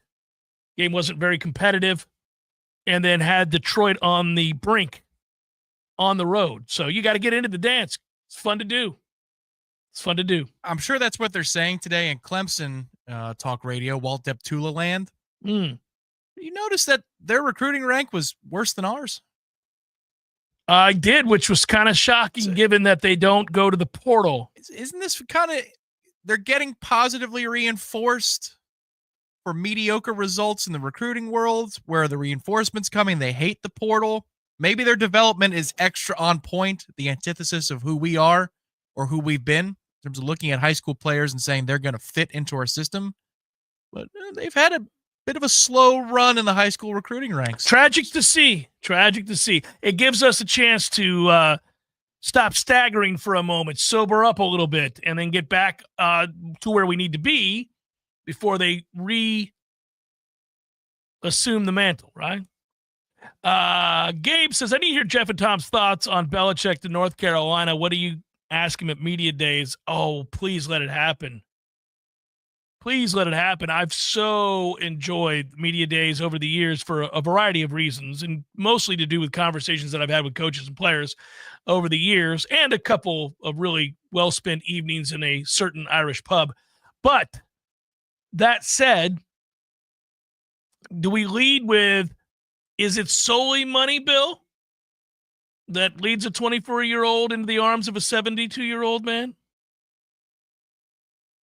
You think he'd like that question? Really? You'd ask him that question? Of course not, but I'd like to. Man, you got to have chutzpah and a lot of energy pills? Okay. 72? You tired? It's been a long day. I'm tired. We're on to the kitchen. We're on to dinner. I'm on my way home. Have something ready. When are we going to... We're on to dinner. But this is important. We're on to dinner. Okay. So I would ask this question about the... Well, I think Kromenhoek's gone. Whoa! I think he's if they go out and get a quarterback, I think he's gone. We were just having fun talking about Bill Belichick and telling his girlfriend that we're on to dinner. And you're like, by the way, Kromenhoek's gone. No, he's not gone. I don't have that on authority. I just think he is if we bring in a transfer quarterback. That's all I'm saying. I think he's probably to do what? He has to develop somewhere. That would be my retort. Not to you, but he'd be like, yeah, since I've been here, all you do is bring in quarterbacks over and over and over again without developing me. Well, young man, you had many games to watch this offensive line, so you should have had ample information without me telling you. You don't have the time to stand there. You don't. Pressure is coming. Get rid of the ball. Develop. Spend one more year. Now, depending upon who the quarterback is, right? If you're Kromenhoek and you're at least open to the idea of a quarterback coming in, you want to like the guy so you could learn from him. Yeah? Yeah, I listen, I want to make this abundantly clear. I am not telling you that Luke Kromenhoek is going to transfer from Florida State. I did not say that. I said I think he would be gone if we bring in a portal quarterback. And I understand it. I get it. You're right. There's no place that immediately is going to say, oh, well, come be my starter. But there are plenty of places that knew who he was at the end of the recruiting cycle and really liked him. Loved his upside, loved his athletic tools, and I think he is toolsy. And he's also tough. So there's a lot to work with there. And I just think at some point he'd say, I'm probably done. But I could be wrong on that because there is a way to have the conversation. Gus could say, look, I love you. I love you. I love what I've seen. You were in a tough situation. We're going to improve the hell out of this situation. But I've got a kid. Let's say it's Castellanos. Let's just say it is. I got a kid who I recruited, who I brought to UCF, who I have a good working relationship with, who has played a ton of college football, knows how to run my scheme. I'm going to cater it to him for 1 year. You're going to learn from watching him, and we are going to get you tooled up and ready to go for when he leaves at the end of next season, and you're my guy. And, oh, by the way, I run the hell out of the quarterback. There's a good chance you're going to play a lot this year. He could get hurt easily. Moreover, even if he's just dinged a little bit, you're going to get in games. I promise you, we're going to work towards you being the guy after this year. I think you'd have to present it that way. Now, does that mean Brock Glenn is gone? Probably, yeah. Yeah, I was ready for that one. I didn't expect that Luke. Look, I'm not going to lose sleep over it if it happens. But come on now, you're ready to go? You're ready made to go play somewhere else? To me, that is where, in a lot of cases, the transfer portal should be used. If you're ready to play, and the team that you're currently with, the program you're currently with, isn't going to let you play for whatever reason, aptitude, depth chart, whatever, then go. He needs so much refinement. It's crazy. And you're bringing in a new offensive mind who can help sharpen his tools. That would be stunning to me. I'm not going to lose sleep over the fact that he could leave. I agree with folks who are like, well, listen, I don't really care.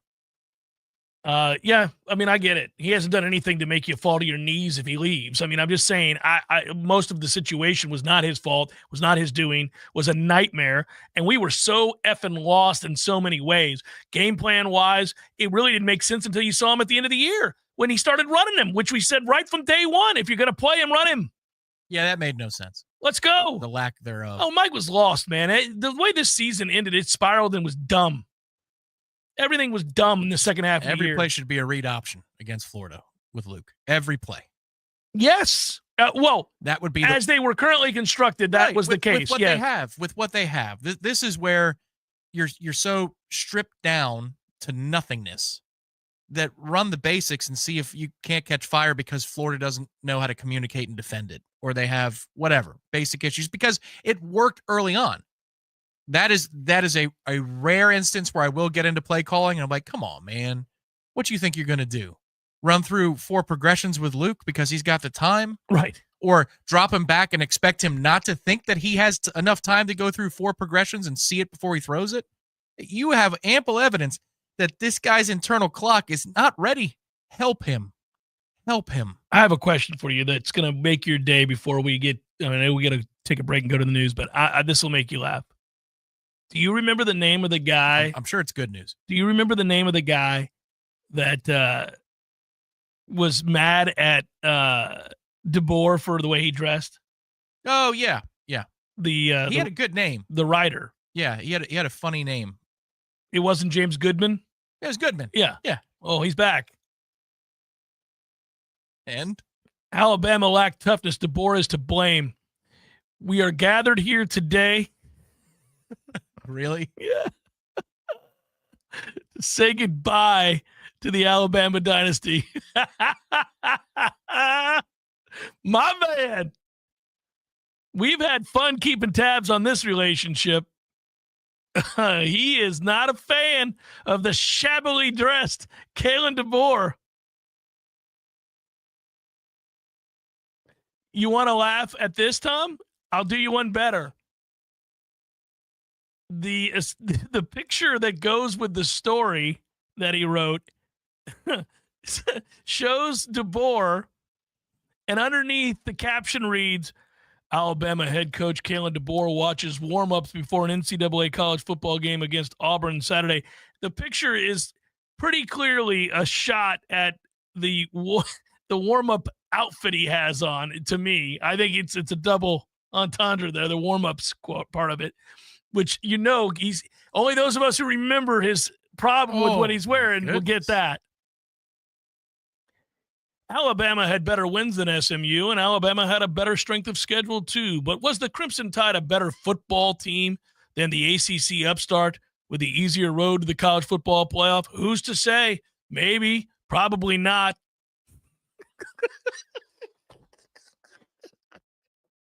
I love his hatred. You do. I love his pettiness. You see some of yourself. A young version, yeah.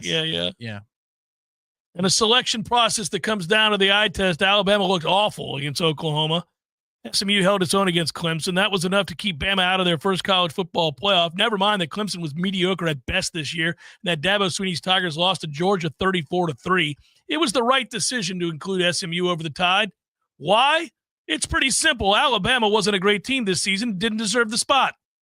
In the end, the College Football Playoff Corruption Committee, at least you got that right, let everyone know that Nick Saban's shine is officially gone in Tuscaloosa.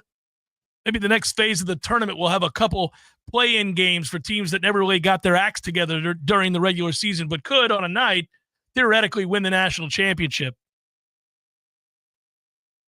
Considering the recent history of the College Football Playoff Corruption Committee, I was certain that Alabama would be selected to play in the new 12-team tournament and match up with Notre Dame. That's nothing against SMU. It's just that the college football playoff is a business, and Alabama received the benefit of the doubt in the past. But he goes on to talk about how they lacked toughness, didn't appear to be prepared.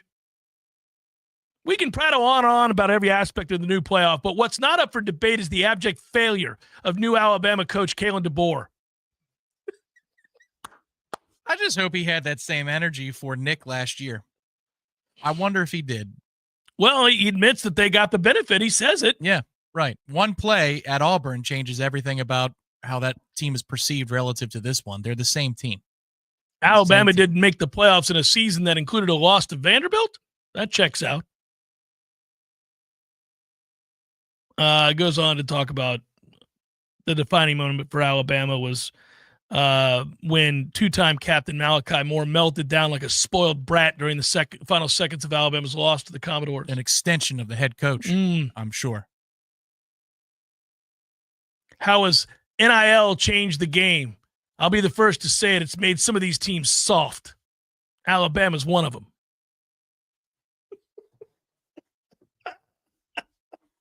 I just wanted to get it out there. My man has a real problem with Kalen. Well, they did lose 3 games, 2 of them to 6-6 teams, and one of them 24-3. Goodman throws the heater on 84, and that's when he starts writing. Once the internal temperature gets to 82. Let's go. Oh, that's fun. It's Jeff Cameron Show 93.3 Real Talk Radio, Warchant TV.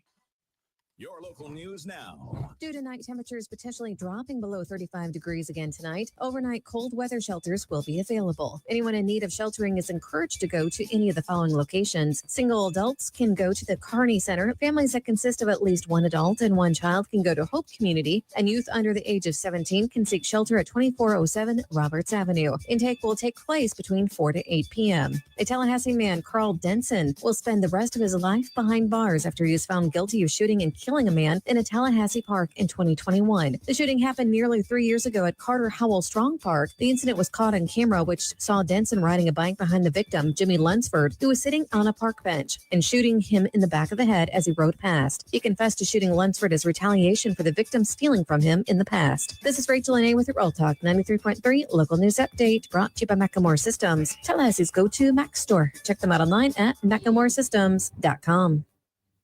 Here's your Paul's Termite and Pest Control Tallahassee weather report. Starting off the week with warmer temperatures and then rain chances returning, and then a clearer and colder end to the week. Highs going from the 70s to the 50s. Tonight, mostly cloudy, 20% chance of rain with a low near 60. 30% chance of rain on Tuesday with a high of 77. Rain chances going up later on Tuesday to 80%. From Real Talk 93.3, this is Danielle Kelly. For the elimination of termites, pests, and for greener lawn too. Call Paul's. They'll get them all. Why pay more for prescriptions? Stop overpaying and start saving with SingleCare. It's easy. Find your prescription on singlecare.com. Show the coupon at the pharmacy and start saving. SingleCare works at pharmacies nationwide and is completely free to use, whether you have insurance or not. So the next time you fill a prescription, check SingleCare to make sure you're getting the best price. Take control of your prescription costs. Go to singlecare.com or download the free app today. You've got a Pepto predicament, Festive Feaster. Who wants another slice of Grammy's famous pumpkin pie? I do. Do not. I think I need to lay down for a minute. You overdid it on all the family favorites, and now your stomach's throwing a Yuletide tantrum. Undo it with Pepto-Bismol. When you have nausea, heartburn, indigestion, and diarrhea. Pepto chewables provide fast 5-symptom relief, so you can get back to the feast and the festivities. Who's ready for some games? When you overdo it, undo it with Pepto. Use as directed. Keep out of reach of children. Did you know that the survivability of a metal roof far exceeds that of a traditional shingle roof? At Metal Roofing Sales of Tallahassee, we have new state-of-the-art roll formers that produce the highest quality Versa panel, PBR panel, and standing seam options. And we will guarantee to match or beat any local competitor's pricing. We're a family-owned business, ready to offer you the best sales and installation service in the area. And don't forget about our veterans and first responders discounts. Call Metal Roofing Sales today, 850-536-9123, or visit us online at metalroofing.net. If you're living with dry age-related macular degeneration or dry AMD, you may be at risk for developing geographic atrophy or GA. GA can be unpredictable and progress rapidly, leading to irreversible vision loss. Now there's something you can do to slow it down and get it going slower. Izervay is proven to slow GA progression. Izervay gets GA going slower. Izervay or avacincaptad pagel is a prescription eye injection used to treat GA. Don't take it if you have an infection or active swelling in or around your eye. Izervay can cause eye infection, retinal detachment, or increased risk of wet AMD. Izervay may temporarily increase eye pressure. Your vision may be impaired after an eye injection or exam. Don't delay. Ask your doctor about Izervay today. Izervay gets GA going slower. Visit Izervay.com. That's IZERVAY.com. Paid for by Estella's Pharma. The Jeff Cameron Show is a production of the Warchant.com Multimedia Network. Check out Warchant.com today for the latest news inside Florida State athletics. That's Warchant.com. Now, back to Jeff on Real Talk 93.3. Did you think it odd? And it was worth noting and kind of interesting when I went back and watched it. Clearly, Kirby Smart is not in love with Greg Sankey. Yeah. How about that? So there's a couple things going on there. I picked up something yesterday watching the selection show, which was just delicious to watch. Oh, yeah. There was a lot of uncomfortable moments. They all hate each other. They all hate each other. It's amazing. Yeah, it's a weird sort of deal. Joey hates Booger in a way that's unhealthy. Well, that's because they vehemently disagreed a year ago, and they're both headstrong. Joey, There's a word that I can't use with the FCC, hashtag a-hole. He's routinely an a-hole. Has always been. I mean, my God. The thing is, I give him credit for not being afraid. He's never afraid. Respect that part of it. Absolutely. I do. But come on. Oh, yeah, he's difficult. Yeah. He doesn't have a feel for the room. And he'll just come in and say something cutting. Well, and it takes patience to work on a desk with him. Well, I think he has disdain for his cohorts in general. He does. So there's that. It's that Ohio State mentality, I guess. Mhm. I don't know. It's that, yeah. Well, Saban said something anti-Sankey yesterday, too. Yes. So something's up there. Something's up. For those that don't know, so Georgia wins 22-19 in overtime. You know that. Both defenses were really good. Georgia's coach accepts the conference championship trophy from Sankey. During the interview with ESPN, he just throws a rhetorical "get you some of this" bomb over at Sankey. They get the first round bye, and Kirby was asked what the time off would mean for his team. Quote, "It means rest for a team that Greg Sankey and his staff sent on the road all year long." And that's how he said it. We get to take a little bit of a break and get ready for the college football playoff. And the look on Sankey's face, he's mortified and angry in the moment.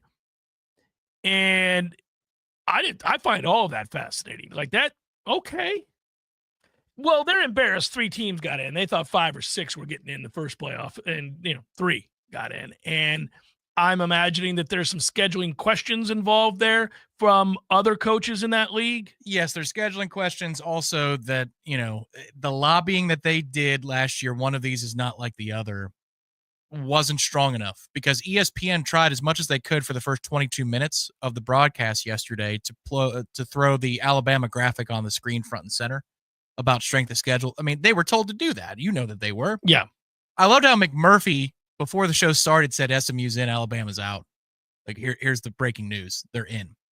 So he undercut their ratings, which I just find to be fantastic. I just don't know. I mean, I'm not trying to be a jerk to the people that had to see it to believe it. There were a lot of people who, came into my timeline that were like, oh, yeah, you think that, but you're naive. And there's other, and listen, I'm not trying to be an ass. I was to some of them. But what I would say is the entire integrity of the bowl system, not the bowl system, excuse me, the championship games, conference championship games system was at stake. There was no chance Alabama was getting in at that point. Yeah, you're torpedoing the money from those games unless you fundamentally change what those games are, which they could be play-in opportunities or whatever. Well, that may be the future. Yeah. But there was no doubt in my mind that they were not going to forsake the money that comes with conference championship games. If you had put Bama in, you just told everybody that made the conference championship game that was in the field prior to playing that game that they should never play that game. Correct. And that's where I think Lashley delivered the blow. Well, when he said if we all got COVID, then we'd be in. He needed to do that. Well, the commissioner needed to do it instead of stutter effing his way through some nonsensical babble about Jordan Travis, Miami, and whatever else he was trying to say. Yeah. But I mean, my guess is, by the way, not swimming, he's not going to speak strongly on it. The frustration, maybe that he has, meaning Kirby with Sankey, is they were on the road at Alabama, they were on the road at Texas, they were on the road at Ole Miss. I don't know if that's what it is. Yeah, and so. Right? Well, you guys want to boast about having the best league. It's about venues. Yes, the players are a big part of it, but it's also about venues. Anytime people talk about relative conference strength, they talk about it's the difficulty of playing in the venue. I believe that's true. I think that's less and less true as time goes on. I don't know. You also don't have Saban in your conference anymore as a coach, so you can't hang your hat on that. You have worse coaches than you had. I mean, they lost the greatest coach of all time. I agree. But one thing I would say is, look, I do think it matters when you have to go and play at Tennessee or you have to go and play at an Ole Miss as opposed to a Wake or a Duke. I do think that matters. And I think it's foolish to not think that. I'm not saying you do. I'm just saying it does matter. To play those places, to go to Texas A&M or Arkansas is a lot more difficult than going to 3/4 of the places that you play in the ACC. But yeah, we're talking about buildings more. This is a longer conversation, but like Also, inside baseball, Saban pushed for 9 or 10 conference games, but Sankey doesn't want to do. And that's another. He dogged his guy. Well, that's true, and that's another conversation. An interesting one at that. Good work out of you. It's truncated, weird, but thanks for sticking around, everybody. We appreciate you. Be well. Hey, Monday Smash tonight. Peace. This is Shannon Young with